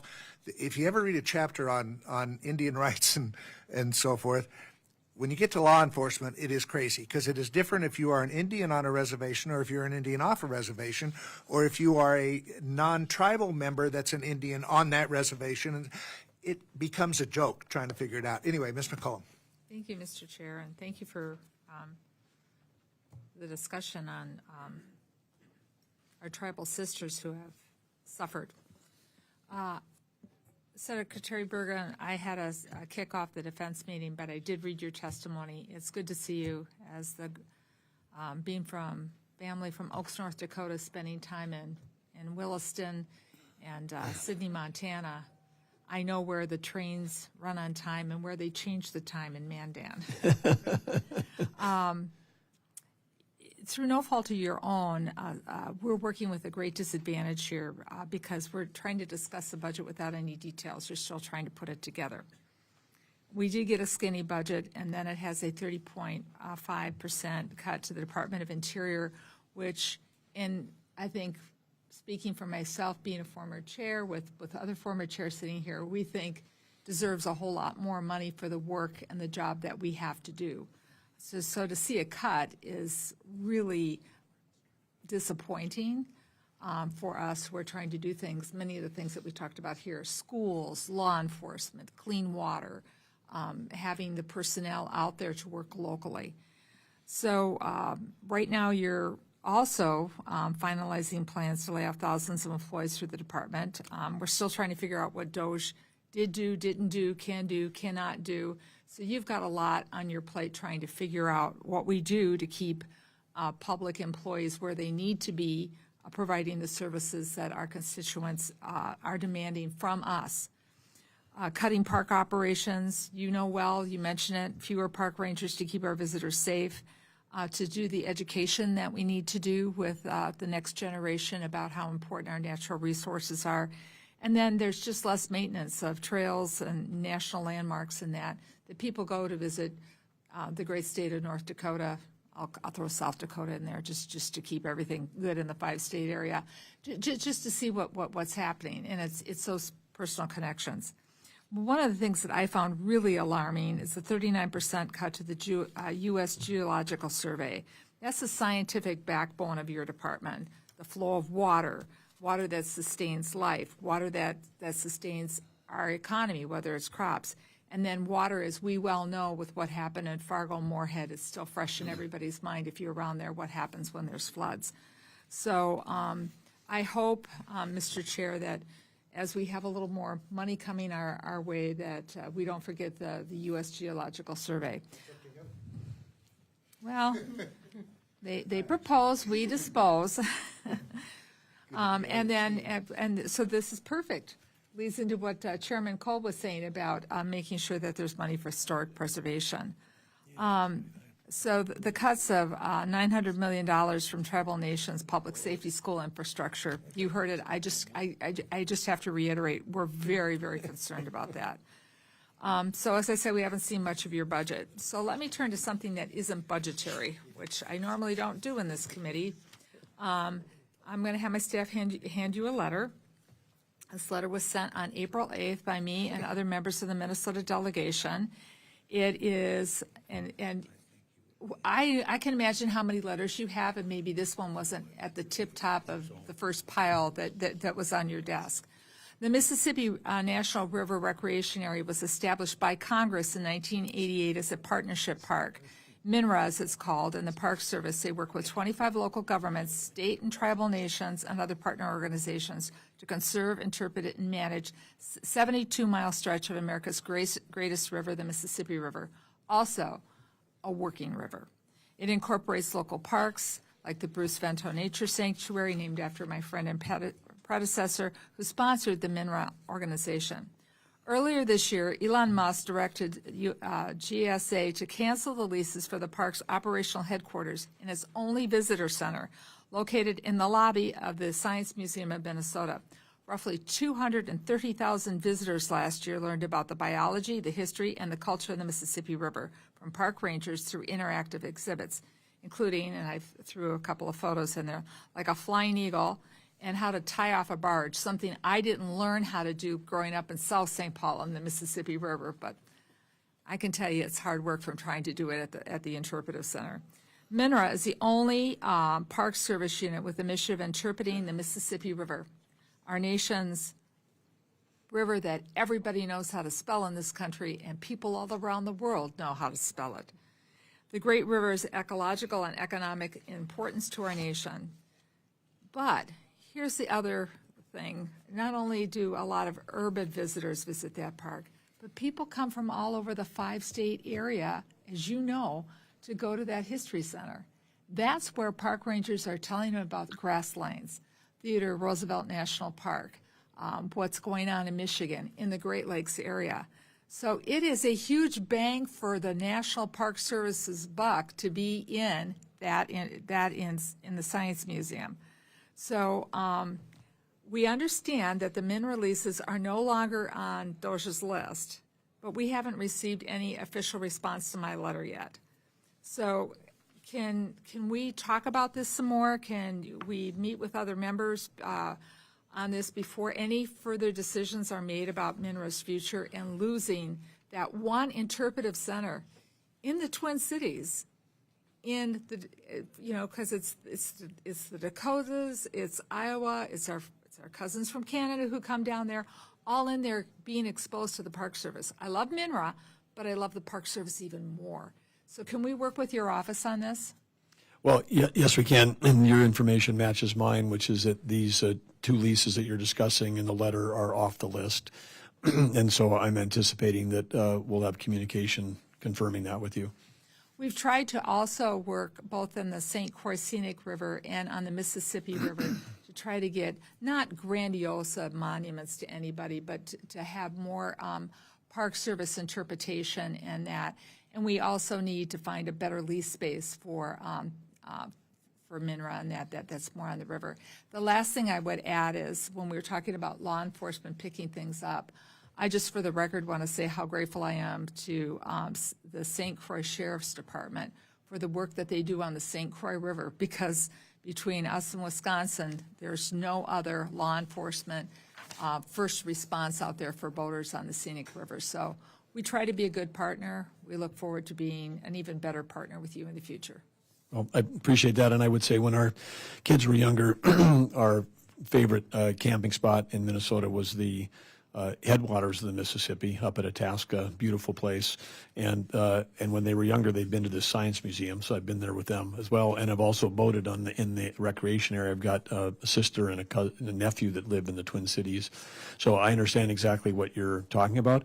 I think the larger principle for this committee, when we're saying we need more money for law enforcement, need more money for school construction, that one thing we maybe need less money for is federal office space. I mean, we have got so much office space in this country, and in some cases we need it. Some places it's a prime location, like in this case in the middle of the Science Museum. But we've got and particularly with the capability for people to effectively work remotely, or if we want to get more people out on the front lines, more people on a patrol boat, less people sitting in an office. We have to look at that balance, and I think that it's same for every state. I saw this in North Dakota. I mean, a little state like North Dakota, when I came there, I said, how much space do we have? Nobody knew. It wasn't on a balance sheet. Turns out we had 24 million square feet of space in little old North Dakota. And I'm like, do we need that much? No. Well, if you can get rid of, consolidate leases, renegotiate leases, do things like that. And in many cases, the federal government right now, with the collapse in demand for commercial space coming out of COVID, the fact that if things were on that list, it didn't mean that we were getting rid of it. It meant, is there an opportunity to renegotiate a list? When we do renegotiate a lease, when we do that, that frees up the dollars to spend on the stuff that all of us want to do. So it is smart for every department to be taking a look at their cost of space, because that's probably an area where we can save without affecting services to our citizens. It's Minneapolis, St. Paul, but I'm from St. Paul, and we're here to help you Okay. find space. Thank you. Thank you, Mr. Chairman. Mr. Secretary, thank you for being here. This feels really up close and personal, sitting on the same side of the table as you. As the Secretary of Interior, you manage a lot of the land in my state. Utah's a majority public land, and you manage more land than any other entity in the state. And you may have more big national parks in your district than anybody I've met, too. I think I do, and we're proud of them. But you and I don't have any choice but to work together. I know you know our governor really well. I know you know these issues, but everything I'm going to ask you today is going to come down to some version of the same question. Will you work with us to make sure that the way the Department of Interior manages the resources in Utah is good for Utahns? A lot of times we get drowned out in big national conversations about what happens to the resources in our state. So please work with us on managing resources in Utah. So, water. Utah uses less water per capita today than it did 20 years ago, even while we've been one of the fastest growing states in the country for that entire time. Are you confident the department's budget will continue to help states like Utah lead out on conservation? Well, first thing I do want to say is, yes, you've got a commitment, because part of our job and our mission at Interior relates to the lands. And so then states like Nevada, states like Idaho, states like Utah, Alaska, that have got such a high proportion. I mean, part of what everybody on my team knows is we've got to be working more closely with these states. I mean, that's just essential for us to do it, because part of the way that we're going to navigate through not only the protecting and preserving these, great resources, but also to make sure that we're not doing both overreach or overlap, because that's part of where the cost comes in, is when we're doing something that at U.S. Fish and Wildlife that Utah's Fish and Wildlife is already doing. Yeah. If we're doing, go down the line, but as a governor, everything that I've got, the governor of all these states also has. And I know that because I was on the other side of the overreach for 8 years. And so that overreach and then the overlap is sometimes we've got two agencies coming at Utah. I mean, we might have BLM, Forest Service, coming at the same rancher sometimes, with two different sets of rules. That's this overlap. So when we take a look at overlap and overreach, there's big opportunities for efficiencies and better results for states and for citizens and landowners and recreators and hunters and fishermen. So yeah, it is central to what we're trying to accomplish, is what you just asked for. So we're completely aligned on that. Thank you. That is really good to hear. Continuing on water. Can I say one thing on water, though? First of all, the fact that Utah uses less water and has had the incredible population growth that you've had is remarkable. And I think when we're heading into this really important discussion, I'm sure this committee knows better than anybody on Capitol Hill that 2026 is the year that all of the compacts have got to be finished by on the Colorado River. So I got 14 senators and lots of representatives and 7 governors, calling me since the day I got in office. I mean, this is a big, big issue. And certainly as we look at that, I mean, one of the inspirational models is that a place like Utah can have big population growth and actually use less water. I mean, that's the hope for all of us with the water challenges we have in the West. So way to go, Utah, in terms of innovation on conservation of water. Thank you. We're really proud of that, so I appreciate you recognizing it. And one of the things that's happened as we've been doing that is state and local leaders in Utah have implemented a comprehensive water conservation plan and invested serious money and dedicated staff and resources to addressing the challenges of rapid population growth. And when we've worked with the federal government, the funding for water conservation disproportionately goes to other states. And so will you work with us to prioritize funding for shovel-ready projects in Utah where we are growing and we're implementing a comprehensive plan? We're doing all the things that you would want us to be doing as a state. Yes, and I, of course, have to look at I can't commit to projects just like I can't commit to bills I haven't read, but it's exciting that there's more good stuff on deck. And of course, I'm very excited that Andrea Travnik, who has worked in Interior prior and who has a PhD that she earned in part while working at inside of a national park, and is also we recruited her back to North Dakota, and we created a new position for her statewide. She was the director of water resources statewide, managing billions of dollars of projects. Great experience with all the international challenges we've got with Canada. Red River flows north. The Souris River comes out of Canada, goes back into Canada. And then the Missouri River is different than the Colorado, but we're familiar with those upstream, downstream things. She was at the center of all that the last 4 years, and now she is going through the Senate process to be the head of water and science, and so she's going to be a key partner in driving this. I mean, we've got really one of the most qualified people to help lead this discussion, somebody from the West who understands both the upstream and the downstream concerns, and she's going to do a fantastic job on helping to mediate through the 7 states to get us to a good spot. Good. As a fellow Westerner and as a fellow water nerd, I look forward to working with her. Yeah, we'll have to make sure you get you two connected. She would appreciate that title. All right. My local elected officials are always concerned with federal land management because of the high percentage of federal land we have in the state, second only to Mr. Amadei's state. My counties and cities have to work with federal agencies to maintain roads, fight fires, write long-term plans, plan power ingress and egress to their cities. What is your plan as the secretary to strengthen those partnerships with the local elected officials who represent the people who live just completely interconnected with public land? Well, I think we have to build, we've got, as I said, local offices for all these different bureaus within.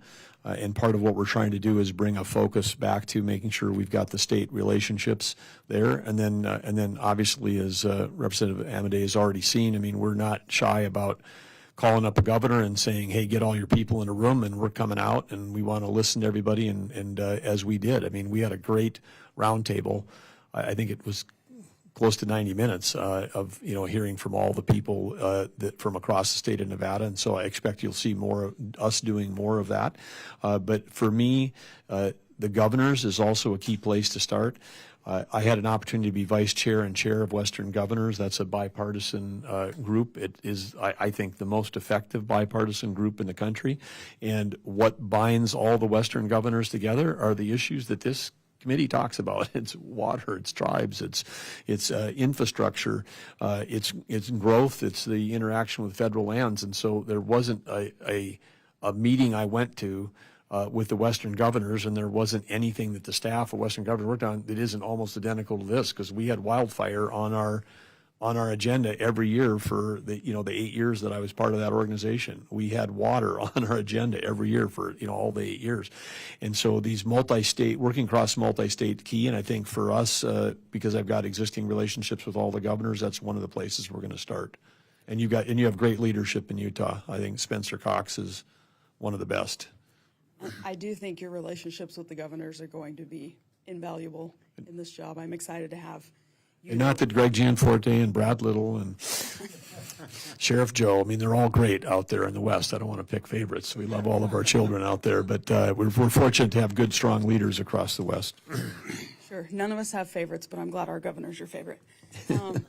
And the state and the counties in Utah have invested a lot of time and money into writing comprehensive resource management plans so that we can be good partners between the federal government, state and local governments. And I just hope that your departments will prioritize working with them and treat it as an actual partnership and not a box-checking exercise. And it sounds like you're already prepared to do that. Well, we have to, and I think one of the things that, for having been on the receiving end of some of those RMPs at the state level, is that that didn't happen.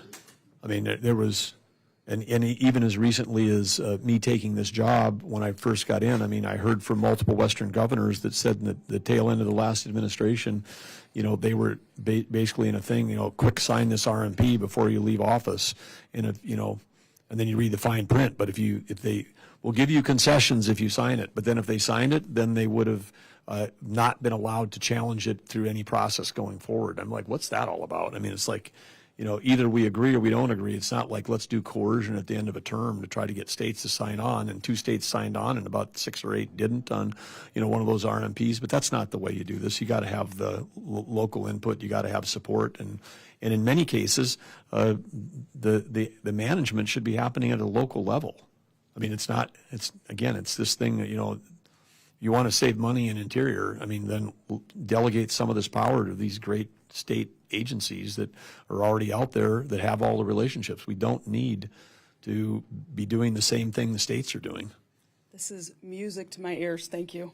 And by the way, we have the head of Fish and Game in Wyoming, Brian Nesvik, is coming on board. He's making his way through the process. So again, part of my commitment to implement this is getting people from Western states to actually serve as the heads of these bureaus inside of Interior, because they like me, were on the receiving end of some of this stuff, and they're going to know exactly how to identify the overlap and the overreach and help us streamline. I feel like I'm probably abusing my time at this point, so I'll hurry through 2 questions. Lease sales. The last administration blatantly ignored mandates to do lease sales. Will you work with us on making sure we're producing energy? Yes.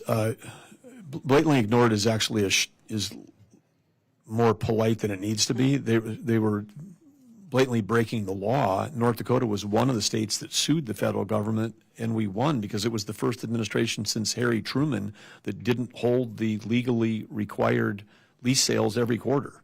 They held up 735 lease sales. All of that is revenue to the American people that was being held up.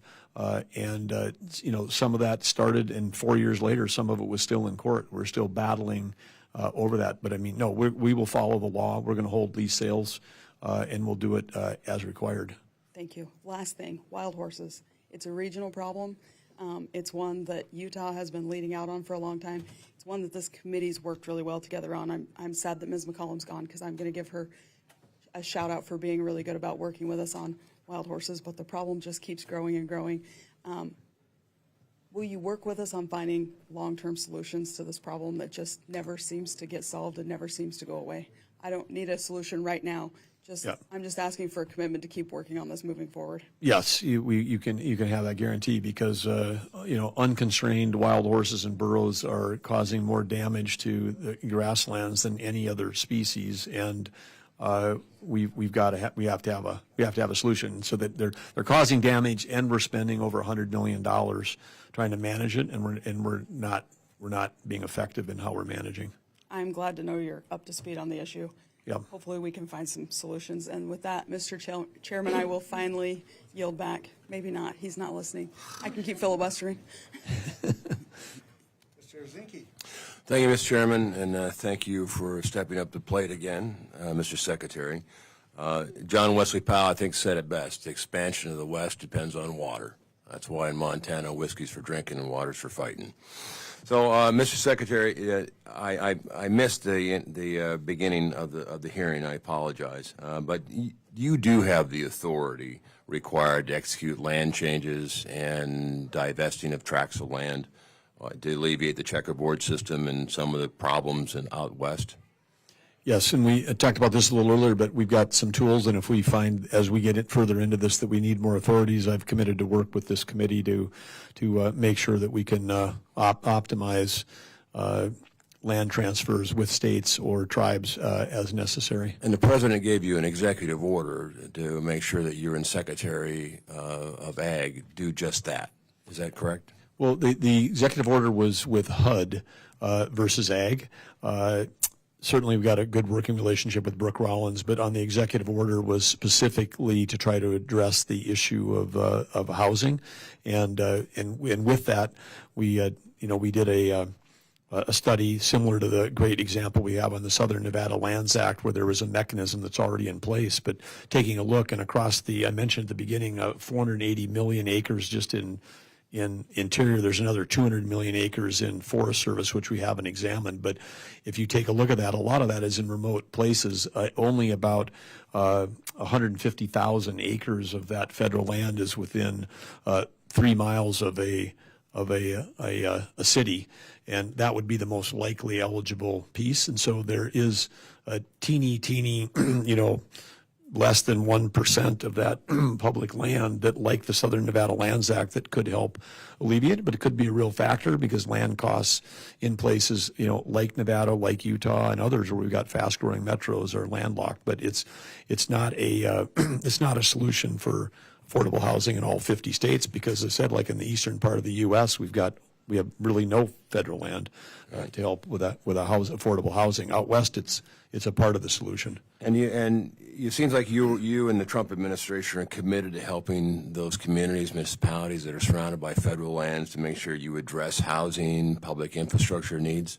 Is that what I'm hearing? You're committed to do that? Well, we are, and part of that is also making sure that in the case of Southern Nevada, there's a specific law that's been passed that we have to follow, but in other places where we can do it, we want to try to find that right mix of that multiple use thing of whether it's for housing, whether it's for give back to a state, to a tribe, whether it's for creating local park access activities. But yeah, it's using the land in a way that achieves the missions that we're against, and I think we can absolutely do that.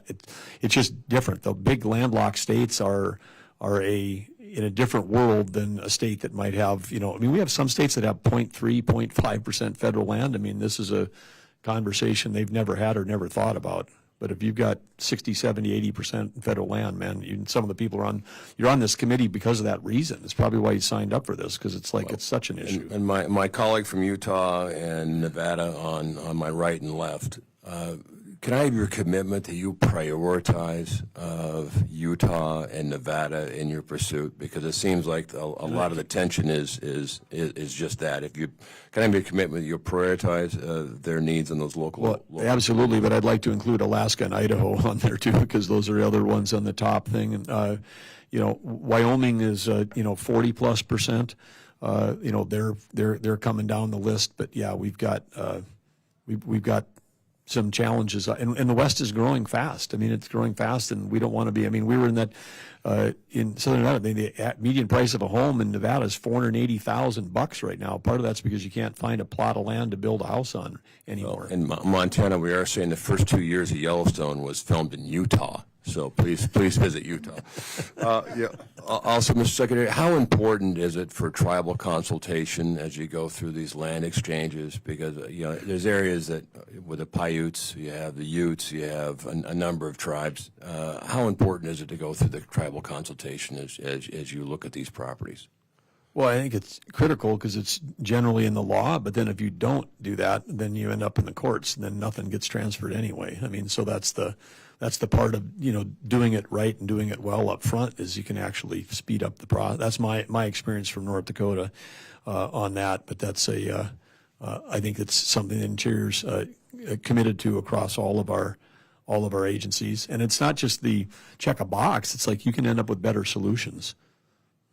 And, But I'm also committed to consulting with, local officials. I mean, the counties, the ranchers. I mean, every the people that live there. I mean, this is like get input from the people that live there. That matters. And the process when you do an land exchange or transfer of land, you do look at the local, the communities, you talk to the state to make sure there's concurrence, or at least you're aware of it. Then you look at the tribal consultation, and then I assume you look at the land itself, whether you're going to transfer surface, subsurface, you look at the water, that process. Can you, briefly, could you kind of explain where your process is and how you approach it? Well, again, understand that I'm just over 100 days into my term here, but the best example I have is the one I shared earlier with Utah, where we successfully transferred, state and federal land, almost 200,000 acres going each way, and all the mechanisms were in place, to make that happen.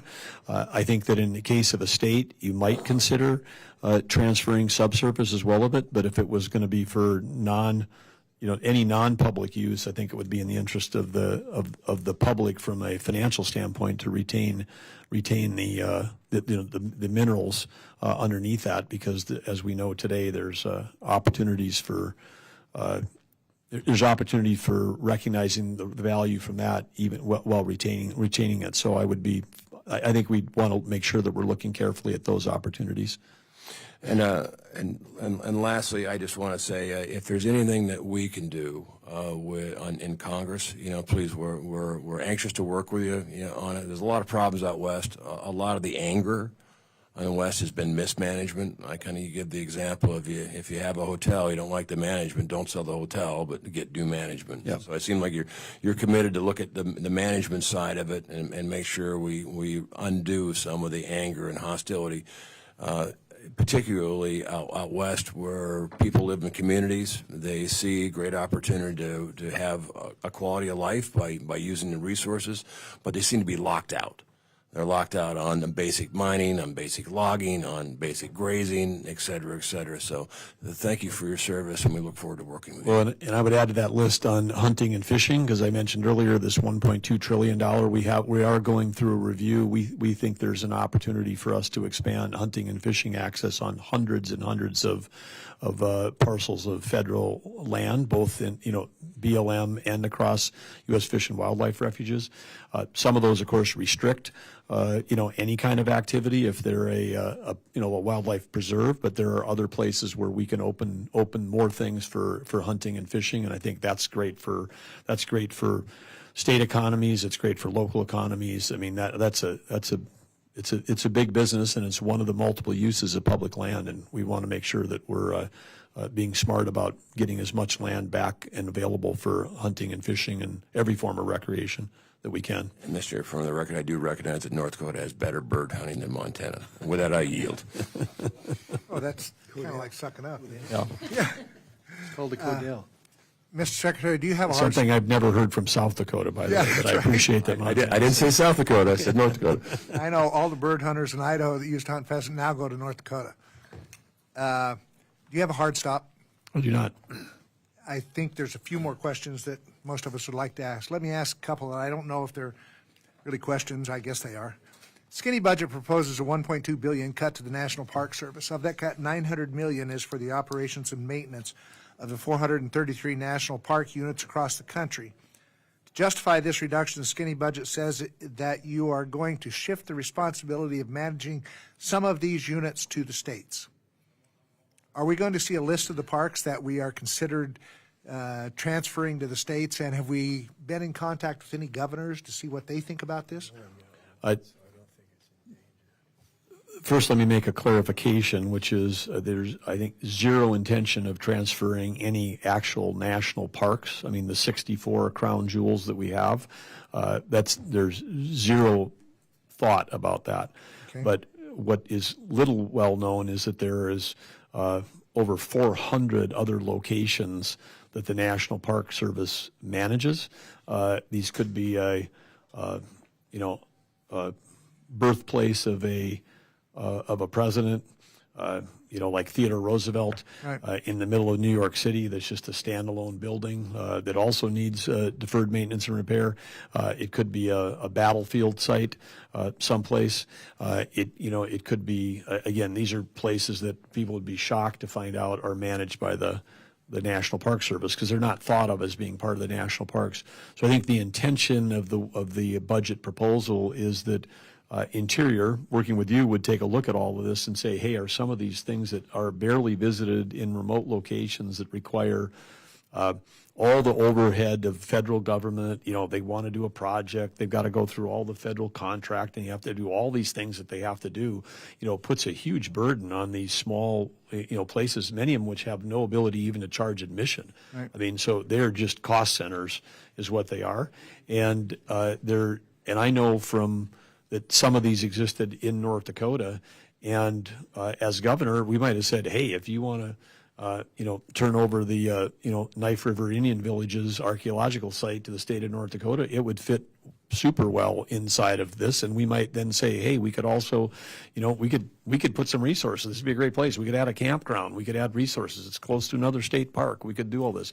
So I think it's, again, a case by case basis, but this would be taking a look at that, the tail end of the curve on things, because I think there has been an accumulation over time of, hey, can we get, and whether it's a powerful person in Congress that says, hey, I want this thing to be a federal resource is not, for all the priorities we've talked about here, whether it's, wildland or BIE or law enforcement, whatever. I mean, these cost centers are all cutting into the ability to do that. And I don't think I think they could be well served, sometimes better served from a budget standpoint, working with our states in partnership, as Representative Malloy was talking about. I mean, hey, let's work together and find out where's the best place for us to put some of that. So that would, if it's in the budget, it's going to have to start with a process that hasn't even been initiated yet to take a look at what would be possible and who would be interested, because we don't want to hand over resources to states that aren't going to take care of stuff. But some people might say, yeah, we'd love that. Every year since I've been in Congress, there's always been proposals that to do something, some historic site or whatever, and they want the National Park Service to take care of it. And we just keep expanding what is under the control of the National Park Service, which is a concern. But the crown jewels are the crown jewels. And as we said in your office, let's not screw up our national parks, because that's something the American people will never forgive us for. Yeah. One other question. Can I offer one other piece on this, which is related? I mean, we're building a presidential library, and I say we because the state of North Dakota was involved in providing part of the initial incentive, but it's a private sector opportunity. They're building a presidential library for Theodore Roosevelt at the entrance to Theodore Roosevelt National Park, the only park that's named after an individual out of the 64 crown jewel parks. That project has raised over $300 million of private capital, through a brand new foundation. And we have other foundations that are raising all kinds of money. Theodore Roosevelt's birthplace was operated by a foundation until, as you just described, somewhere, 30 years ago, someone says, oh, the Park Service should take it over. Well, when the Park Service took it over, that's when the deferred maintenance started to occur. That's when the underfunding started to occur. That's when people stopped holding events in that house that would have been revenue generating and doing all that. And, those folks that are working there, they could be working for a foundation. I mean, I just was toured there a couple of weeks ago. There are people there that worked there for 30 years. They know everything you need to know. They're amazing. Great. Let them have them work for a foundation. And so it's not just states, but in the right cases where we've got, Gettysburg. Gettysburg battlefield, right in the middle of that battlefield, there's a carve out of private land, and that's a private foundation that built that $100 million visitor center. There's never going to be money from the federal government to build that, but now they've got an amazing thing. So if we want to tap into the private sector dollars, there's also an opportunity on the historic sites, not parks, but on the historic sites to get people that care deeply about some of these places to get private sector partnerships going deeper than we have. Okay. As you know, the 25 fiscal year budget was the last year of funding for the Legacy Restoration Fund, which was created by the Great American Outdoors Act that President Trump signed into law during his first term. The purpose of the fund is to address priority deferred maintenance needs in all public lands, but especially the National Park Service. The first 5 years of the Legacy Restoration Fund is a great investment in tackling this deferred maintenance, but there's still a $23 billion in deferred maintenance across the Park Service. Do you believe the continued investment in addressing these deferred maintenance needs at our parks and public lands should be a priority? Yes. Okay? And I can tell you, just add one piece of color to support your committee's work. We did this in North Dakota across university buildings and state buildings and looked at the whole thing, and we said we got to do a comprehensive assessment of where we are on this deferred maintenance number, because I wanted to ground proof it and make sure it was a real number. But then, as you would know, and then it also, states have got deferred maintenance on roads, right? Yeah. And we have them on runways. I mean, so the whole idea across all the spending that occurs with a lot of federal money that flows down through states is it's not how much, but it's when.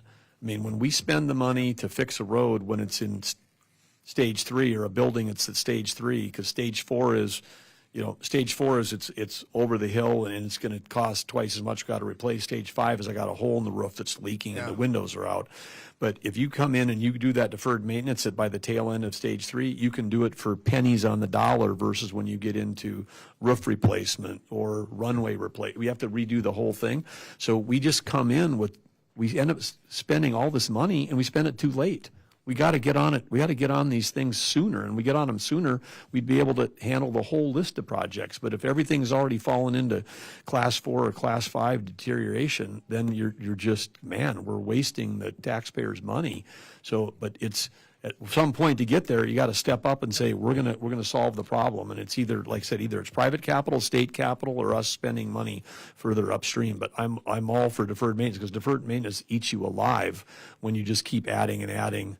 When you keep adding cost without adding revenue, to these systems. I've always been a fan of a saying that said, when ideas knock on your door, open the door, invite them in, and treat them royally, for you never know which one will be the king. That's kind of the way it is with the project proposal. There's a lot of proposed changes in here. I'm not going to ask you about wildland firefighting services, but I'm open to the idea. Open to the idea of should the Forest Service actually be in the Department of Interior. It's a question we've debated many times around here, but I want to know more about it, what the advantage is to doing the changes in wildfire fighting that's being proposed in this budget. We'll have this discussion as we move ahead with trying to put a bill together about what's the best way to do it, and are we trying to do it too rapidly before we're seeing how it's going to look down the road. So anyway, I appreciate that. I would say that Chairman Westerman and Senator Sheehy, Westerman being the only forester that I'm aware of in the entire Congress, and Sheehy, who's come directly from a firefighting background, those two are both been working hard on this idea, and I would encourage the committee to speak with them if they haven't. Okay. Jim Risch, the senator from Idaho, also has a degree in forestry. Perfect. Never All right. practiced it, but he's Good. he's a good guy. Ms. Pingree. Thank you, Mr. Chair. And thank you very much for giving us a little extra time. I know you've been here for quite a long time and appreciate that. And I appreciate the level of knowledge that you've shown about many of the issues and concerns that we've talked about. And I just want to reinforce one thing and then ask a question. I think Mr. Amadei brought up some issues around the staffing cuts and to agencies, and you and I had a chance to talk a little bit about that. So when it comes to the reorganization, the level of cuts that have been made, I expressed it in my opening remarks, and also to you individually, that just we have deep concerns about how it was done with the probationary workers being fired and then people being offered these opportunities to resign, and we've lost some critical positions. So as you're moving forward and when we get a full budget, I hope we can be much more involved in the conversation about what are those strategic positions, where are we getting people back, and where could we have less people doing the work. So I know you've already expressed a lot of that. I do want to say we had one critical position at Acadia National Park in the Schoodic Peninsula, where there was only one licensed water operator, a critical position. That person resigned. I'm assuming it was because of the opportunity to resign. But the hiring freeze meant there's no opportunity to put a replacement in. So there's a critical position about clean water. It impacts all the people who visit the park, yet at this moment it's just kind of absurd that we can't do that. So if you could just take a quick look at that at some point. I would say on that one, we had this situation at Yosemite too, where some of the people that were doing the water plant operations took the deferred retirement program option, and we were able to replace those positions. So if we need to bring somebody back in as a water operator at Acadia, we should talk, because we can get that position posted. Thank you very much for looking at that. In this case, that would be very beneficial, so if you could look into that. They did, I think, get some temporary replacement because of an outside funding group, as you mentioned. There are these amazing organizations, Friends of Acadia, Friends of Katahdin Woods and Waters, who really do help run our parks.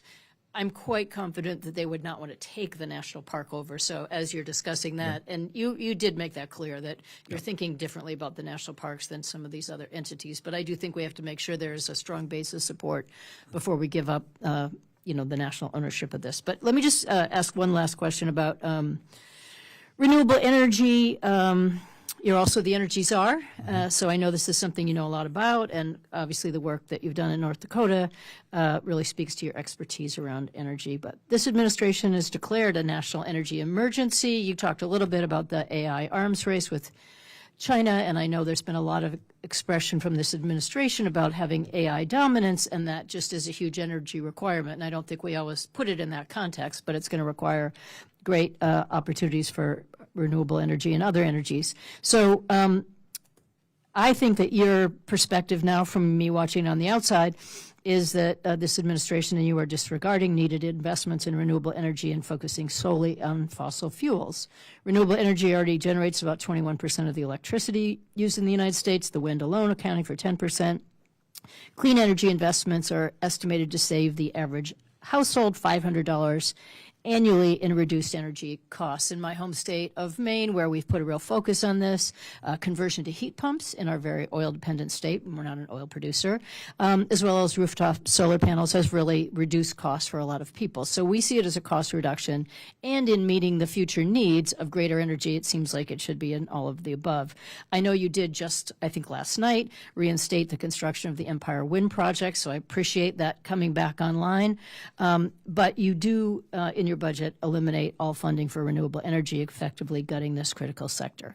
Now, in my mind, this disregards the climate change concerns that we have and also the economic benefits. And I do know you were doing work in North Dakota on carbon neutrality, carbon capture. I've had the chance to observe a lot of carbon capture facilities in places as far afield as Norway and Iceland, and I know there's still questionable ability of them to do the job that needs to be done. So there seems to still be a critical role for renewable energy. So can you just justify your perspective? Am I missing something that you're doing that we don't know much about, since we're all just observing this from the outside?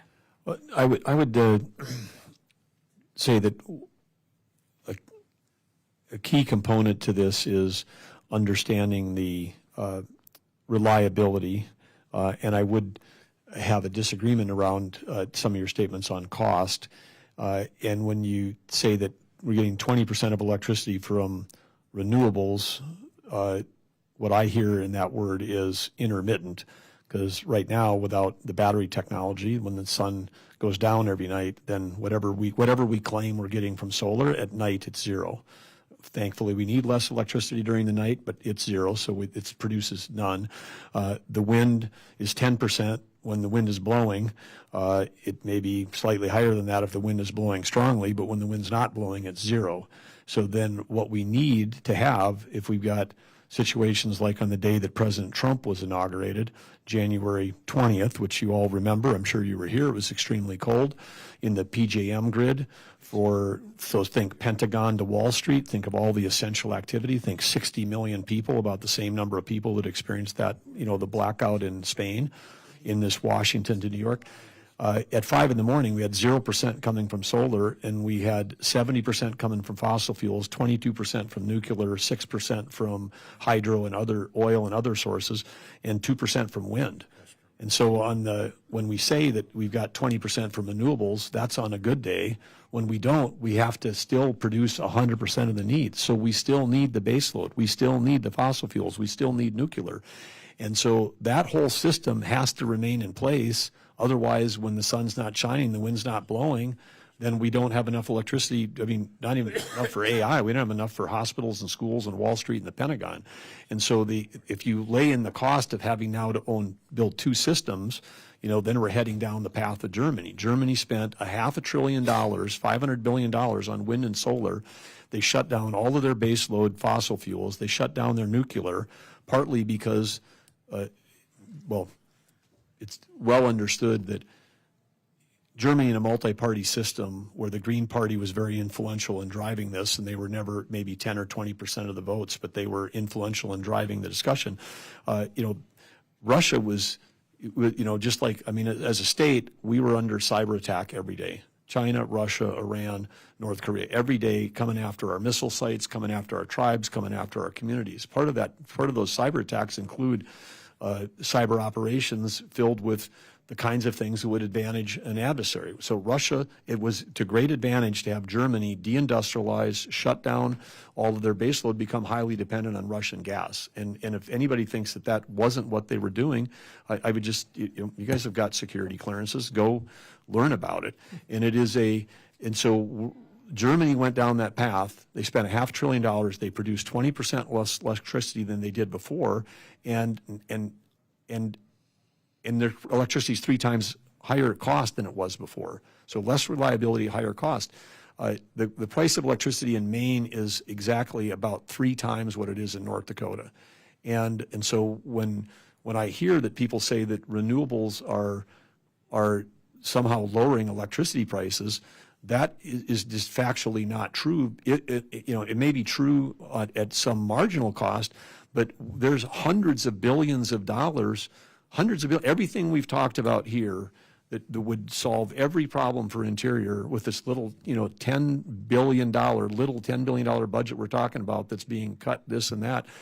There's hundreds of billions of dollars of subsidies for wind in the IRA. And I saw a legitimate report from legitimate people that the cost per kilowatt for offshore wind is 10 times higher than, it's like double onshore wind, and it's 10 times higher than a natural gas plant, that's like at the wellhead in Pennsylvania.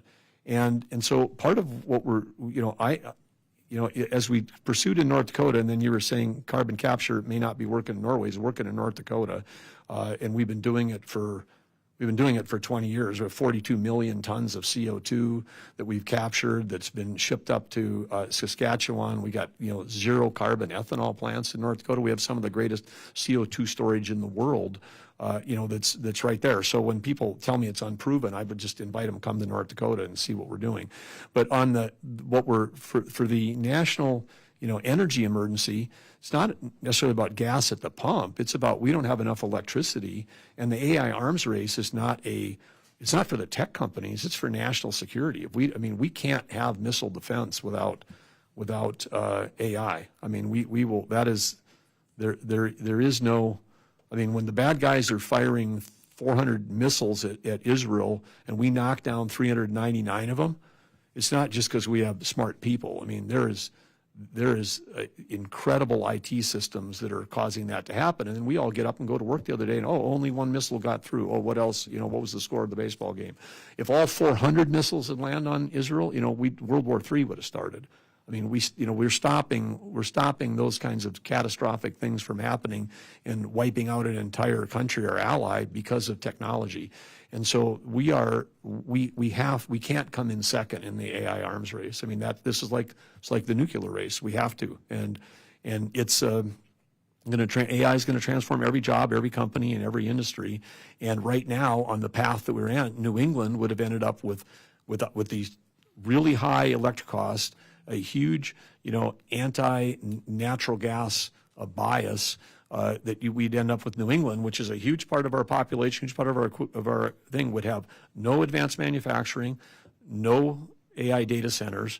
There's not enough electricity to run that Micron chip plant in upstate New York unless we get more power that's coming from non-intermittent sources. We need the right mix of intermittent plus baseload. If we don't have enough baseload, the queue at FERC is 95% wind, solar, and batteries.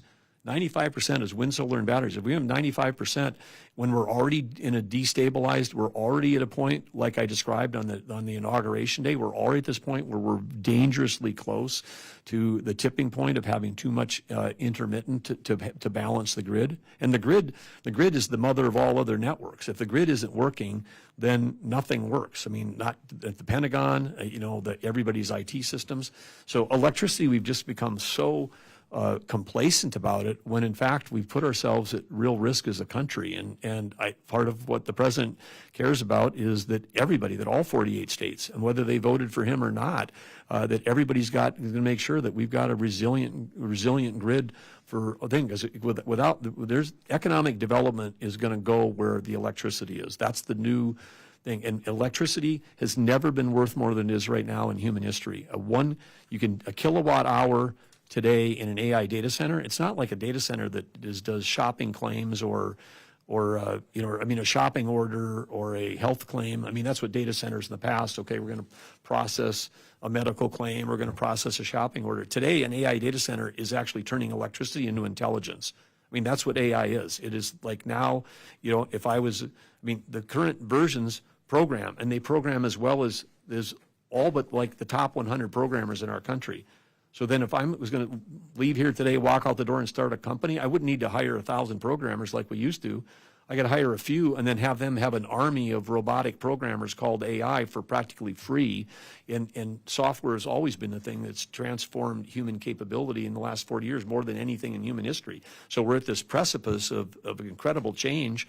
And then we've got states that are like, we're okay with really high electric prices and lack of reliability. They're going to just completely miss out. I mean, they'll deindustrialize just the way Germany did, and the population will move to places where you can actually get permits and pipelines built, because in the near term, the next 5 years, it's going to be natural gas. In the 2030s, nuclear can play a huge role, but we're at least 5 years away from that becoming a significant thing, and we've got to fix the permitting because we're a country where it takes you 10 to 20 years to build a nuclear plant. That doesn't work. With small modulars, we've got to go more quickly. Geothermal is, that's green, but it's persistent baseload. If we can get access to that 350 centigrade heat, below the ground, I mean, geothermal, but we got a little more material science we're doing. So I'm very optimistic. And then you started out with climate change, and I'm like, man, with AI and with all the new technologies and with nuclear, all that stuff that's coming in the next 10 years, we will solve the year 2100 temperature problem.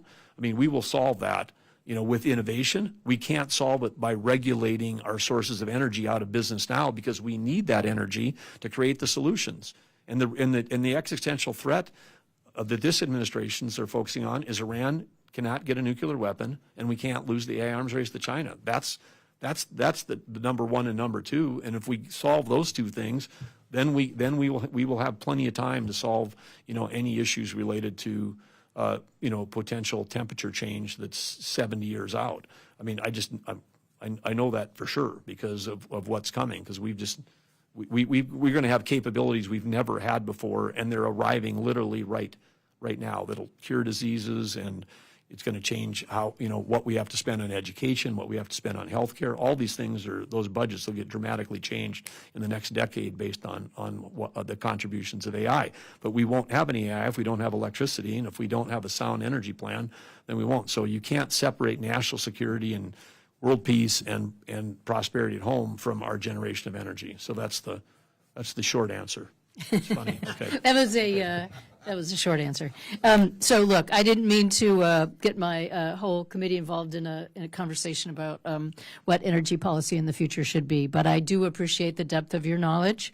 I disagree on a few things. Look, we do not like having high electric rates anywhere in New England or in Maine, and we are not in the same situation as North Dakota. That's the reason yours are much lower, is because yes, we are moving natural gas into our state, but it had to move from somewhere else. You had the unique opportunity to have it right there under the ground.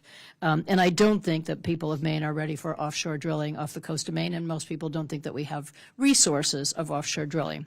You won't need to offshore anything, but what we do need is to get that mother load of gas from Pennsylvania through New York up to you, because right now 80% of the homes, as you know, in Maine are burning heating oil. Yeah. And so if you want to reduce CO2 in New England, the number one way we can do it is replace home heating. And look, home heating with natural I gas. do not want to disadvantage my colleagues by debating every possible point, but I will say I understand you about grid modernization. I think we all realize that we have a permitting process that doesn't work for anybody, whether you're blue, red, or purple, or green state. It just doesn't matter. It's not working for any of us. I do believe that solar and wind belong in part of the mix. I believe we're investing in battery storage, and in many cases, that's the best way to go about doing it. All of these mixes have a real there's a reason for having a mix, and I understand that we have to have dependable load. I counter a little bit on the solar panels on the roof when they're very cheap. I personally have batteries in the basement, and it works just great for me, and it's much cheaper than having to import oil. So, look, there are a whole variety of ways to do it, and you've got a lot of I would just say, I want you to know I agree with that. I mean, rooftop solar, where you don't have to build a transmission line, and you've got for home use, that's one of the niche markets. But powering the grid with solar at large scale, that's not there, because we've got a battery solution for you for your home. We don't have a battery solution for how to store enough power to run New York. I just won on one point. Yes, but thank you. And really, we It's do have not a lot. winning. We just agree. No, We no, agree. we do. There's I agree. places, but it's not the wholesale. I agree. I'm just teasing, and I would love to see more of the carbon capture work. I have seen some interesting projects, and I'm not saying that they're not all got real opportunities. I'd love to come to North Dakota to do that. I will stop this for my colleagues' benefit. But I would say, just to be clear, if Congress decided to eliminate subsidies for wind, then there would be no applications for wind projects. I mean, they've had 30 years of subsidies, and they've never made money, and they're not going to make money. And people would argue that we've subsidized oil for many years, and that to have the kind of nuclear power that you're talking about will also require a lot of subsidies. So we do invest in energy choices. Carbon capture requires subsidies. Battery technology requires subsidies. We make these decisions. Anyway, I think I appreciate this argument very much, and appreciate the opportunity. I would love to talk to you more about it, and do believe it's part of our committee's mandate. And I will stop here because I know there are a lot of people who have questions, and I apologize for taking up all the time, but thank you. Thank you, Ms. Pingree. I knew that if we got into energy, this was going to extend out the discussion. In fact, I've been told. Leave it to me to try it. Yeah, I've been told by some people that the limiting factor in the growth of our economy, it's not going to be available capital. It's not going to be anything. It's energy, and the development and cost of energy. It's 100% true. Yep. Mr. Cole. I won't take too much time, but I actually want to thank my friend, the ranking member, for provoking that discussion, because I just think it's such a demonstration of why we are so lucky to have you in the position you're in. I mean, the range of knowledge, the obvious professionalism, the management capability. I think you're going to have a brilliant tenure at Interior, and so that was one of the best discussions I've heard. And frankly, exactly what these hearings are for. So thank you very much for that, and it was a valuable contribution in and of itself. Second point, just to pick up something that was mentioned earlier, you talked about transferring some of these smaller portions of the national. Great idea. Oklahoma did something similar to that. We have a lot of remote locations that were important to tribal governments. But not particularly attractive in terms of tourism, and they were a cost drain. I would tell you not to just look at state governments, but to look at tribal governments. And in our case, we had the means to manage it, so it wasn't a matter. It was just something we wanted to do and have in our possession. Other tribes that, again, were similarly well situated. Doesn't work if the tribe doesn't have the financial resources to do that, but in our case, we did, and certainly in some of these other cases, you may find very willing partners. I would offer one, while you said never, never, never on the national parks, look at the Chickasaw National Recreational Area sometime, and I guarantee you we'd manage it better. And that's not to say the federal government does a bad job. They don't, but we would put more resources into it. And the park itself, the original core of it, was actually a contribution, a donation by the Chickasaw Nation to the federal government, simply because we were going through the Dawes Commission, and we didn't want that to fall. They were sacred springs to us. We didn't want it to fall into private hands. So, I mean, we're the ones that gave it to you. So if we ever wanted to buy it back, we'd like to have the option to sit down and talk. And actually, one occasion during the Obama administration, we did, and we also rebuilt all the Park Service's offices there. You lease them from us. They're much better facilities than you had. So I think there are places where you could find some willing partners in Indian country that would like to at least have a fruitful discussion with you. Last point I want to make, and this is really not directed at you, but it's something that both the chairman and I think our former chair, Mr. Cullum, mentioned, and that's this whole issue of getting information on the budget. And I'm not here to beat you up in the least about it, or frankly, the folks at OMB. We've had a good working relationship on a variety of fronts. They were very helpful during the CR, and we worked closely together. We're continuing to have a good dialogue. And I also recognize a new administration cannot possibly meet the deadlines that we impose in Congress. On February 15th, ain't no way. Somebody hadn't even got their people appointed yet. No administration's ever made that. But I just say this is it's not even a warning. It's just a recognition of reality.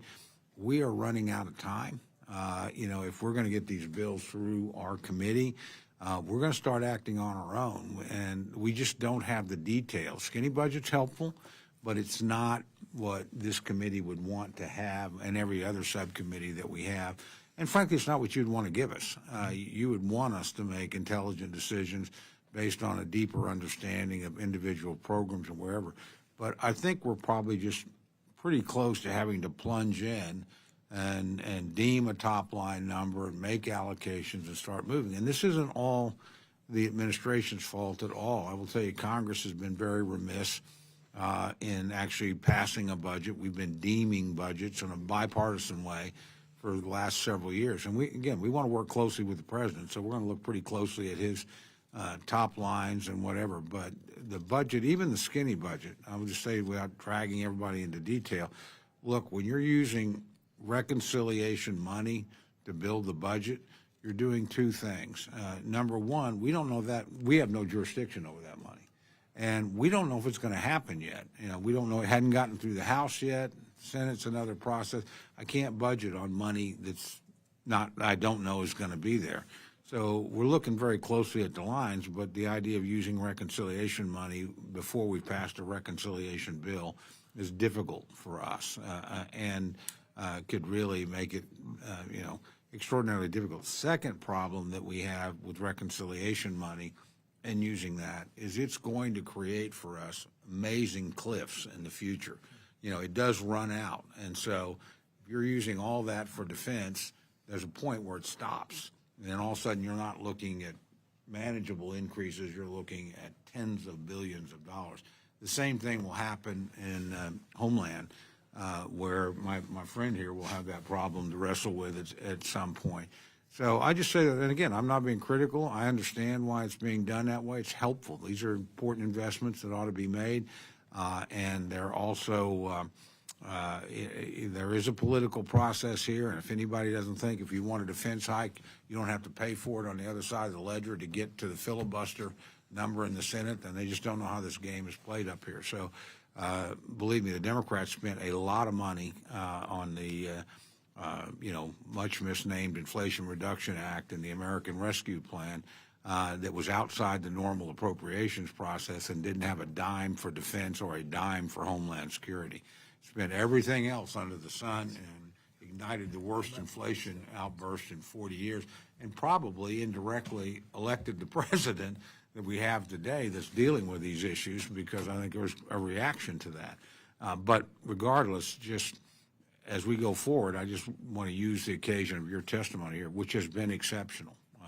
Look, I've heard a lot of these things over 20 years, and we've certainly had other good secretaries, but your depth of knowledge about how these issues within 100 days, and more importantly, the experience that you bring as a governor, an administrator, a successful business person, are just so obvious that, I think you're going to have a lot of support for what you recommend and what you think, just based on the confidence people have in you. So an enormous asset for this committee to have somebody like you, because these are knotty problems. My friend Mr. Simpson's chaired it twice and has had to wrestle with them. I was on it for many, many years. And again, you'll find, particularly on tribal issues, this committee will actually probably be more engaged, and I say this with no disrespect, than our friends on natural resources.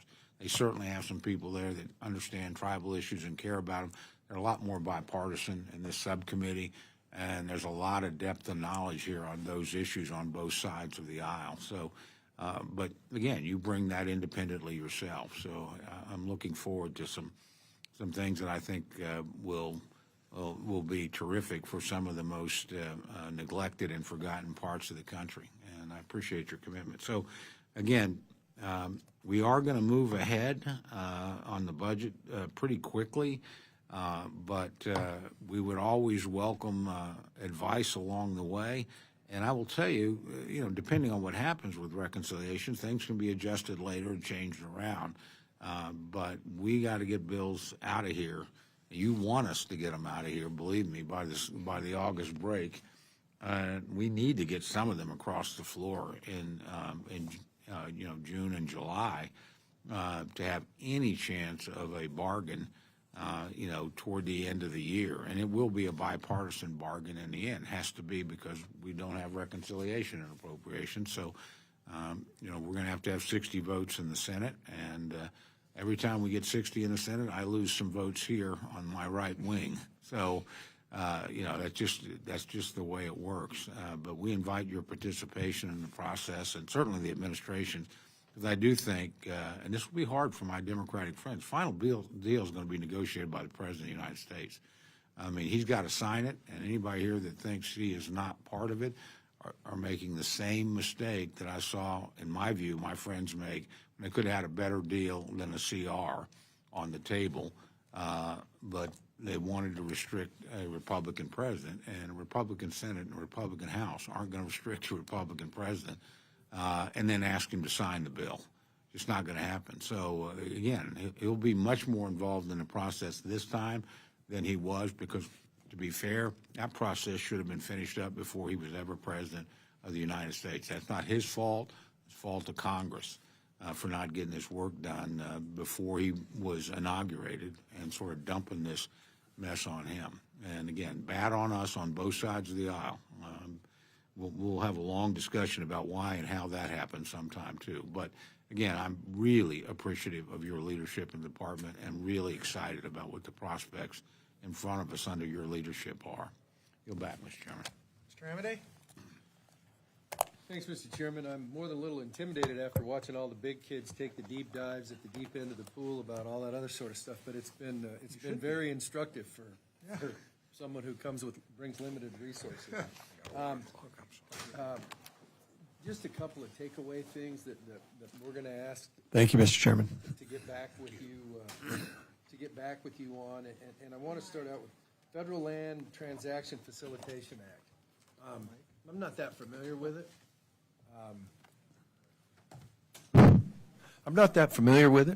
But it's my understanding, at least in my neck of the woods, we haven't used that since Christ was a corporal, if ever. And so it's like, if there are reasons why, I know no districts in Nevada have used it.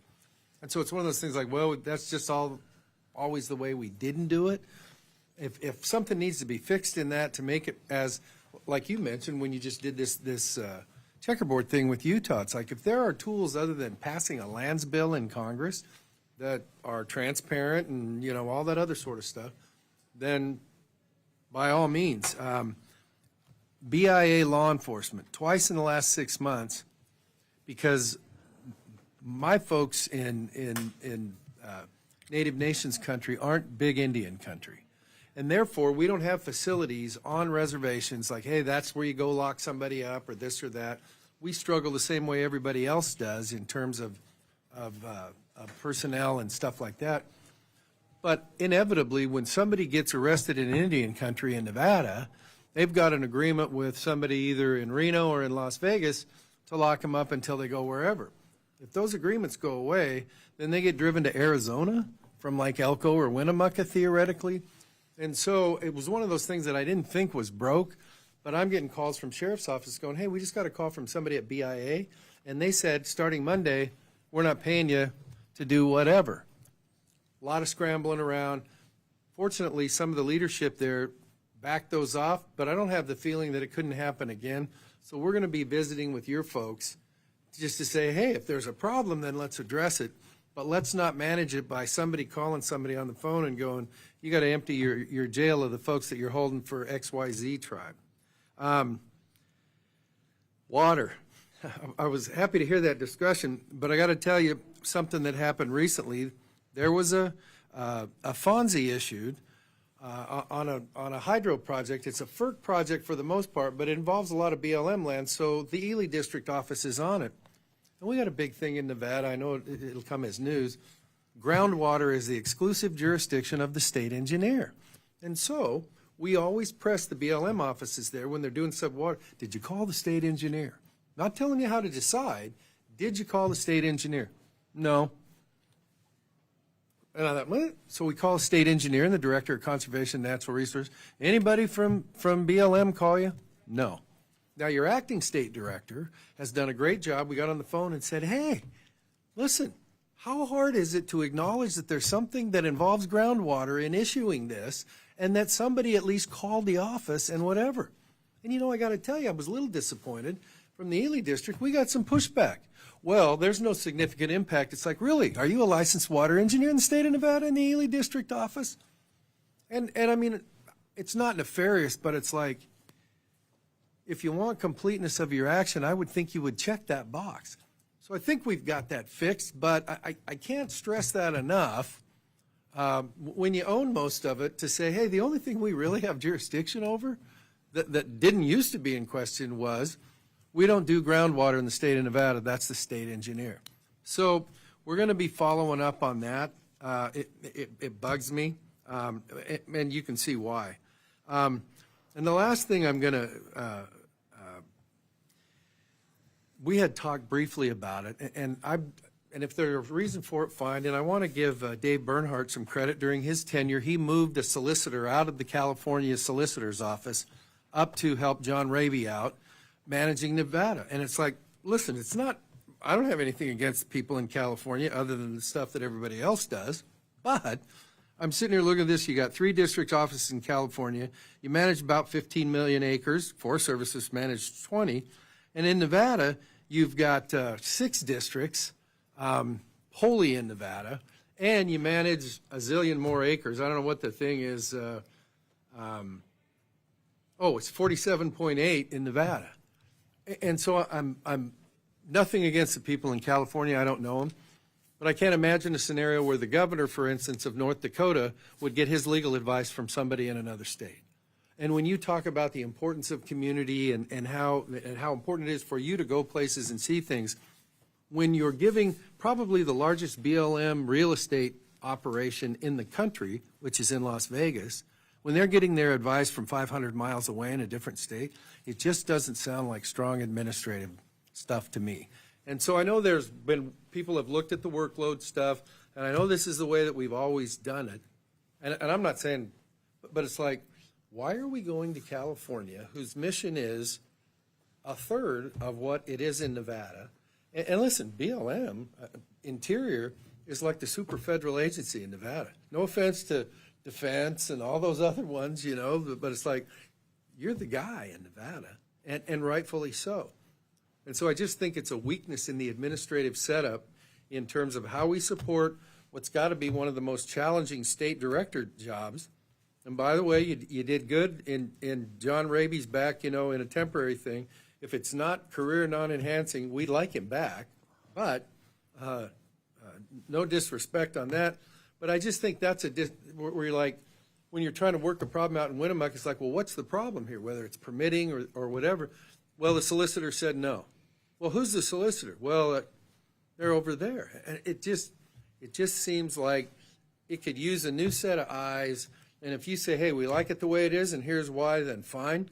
But just on the surface thing, because it's the way we've always done it, doesn't sound like it ought to go forward.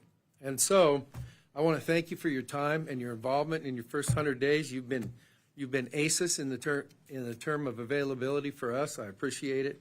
And we'll look forward to following up with your folks and continuing to do good things to get the policy right. Thank you. Thank the gentleman for allowing us to intervene in his time. Yeah, I like the way, on behalf of Ms. Malloy, I was I going to say, yield back. is there a question in there? That's why I stuck around. Thank you, Secretary Burgum, for being here today. We appreciate it and look forward to working with you. Go ahead. I was going to say, but I still have the ranking member and you here. One thing that didn't come up today, but we talked about working together. One thing that I wanted to share with this group that we could work on together is that we've uncovered that there's about 48,000 probate cases that are unresolved in Indian country. Yeah. And this has an effect on housing. Someone dies, apparently the current process is they come and say no one can live in this house until we figure out who owns it. I've been described to me that there's during my meetings with tribal leaders that they have in neighborhoods some places where there's a measurable percentage of the homes have got police tape around it and boarded up and can't live there because it's stuck in probate. Then it's stuck for years. So I said, is that one incident? Can we go fix that thing? I come back and my team digs around for a while and then they say, no, there's 48,000 of these. We're trying to work through this. So we've created some strike teams, but that's an area where we're going to have to get creative both on, this could be an application for AI to dig through this stuff. And from a paralegal standpoint to speed up the process for the actual limited lawyers we have to do it. But anyway, we've got to do that. And then as we continued that search, then it also led to places like Oklahoma, North Dakota, and others Arizona, where we've got allottees that have mineral rights, and then they're not receiving their checks. And we've had some people that have, I've been told, have gone through the entire shale revolution and never received a check. 15 years gone by and the allottees passed away, and now we're trying to figure out who their relatives are, and they're holding it in suspension. And it was like, what do we think the dollars are? And the numbers for individuals could be hundreds of millions of dollars. We don't have a factor on that yet. And then the tribes themselves that have tribal land that is not resolved from a probate standpoint, so we don't know the ownership, then we're holding that. And in some cases, the companies that develop the mineral resources may be holding it in suspension, and they haven't paid it because they said, well, we don't know who to pay the mineral royalty. Well, then we're really at risk because it's not the federal government holding it. Yeah. Now we got a company that could go out of bankrupt. That could be hundreds of millions more. So at first glance, we could be staring at a $500 million problem. And when I say, hey, it's a trust responsibility for the federal government to be taking care of the resources of our tribal partners, and we can't even process these basic functions for them. No other community would put up with this. Or we all would have heard about it, because it'd be like, if this was, name any other situation other than tribal where this wouldn't be front page news. And then you got to find, and I've been working on tribal stuff for 8 years, and I've just learned about this one after I got, like 2 weeks ago. Yeah. So you keep digging, there's more stuff. But anyway, that's something that if your staff or others have got background or awareness or ideas, or if some tribe has figured it out, but I think this is a federal, I think this is in our hands, and we've got to figure out the systems. This goes back to the underspend on IT systems. Appreciate it. And we look forward to working with you on that issue and many other issues across the department.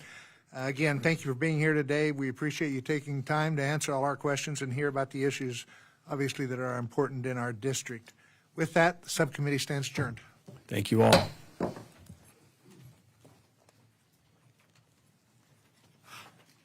I've got my driver downstairs, which is my staff, to take me to a thing I'm 20 minutes late for. So anyway, thank you very much. Very, very good. And I think Mr. Smith here has something he wants to ask you. I'll bet it has to do with offshore wind.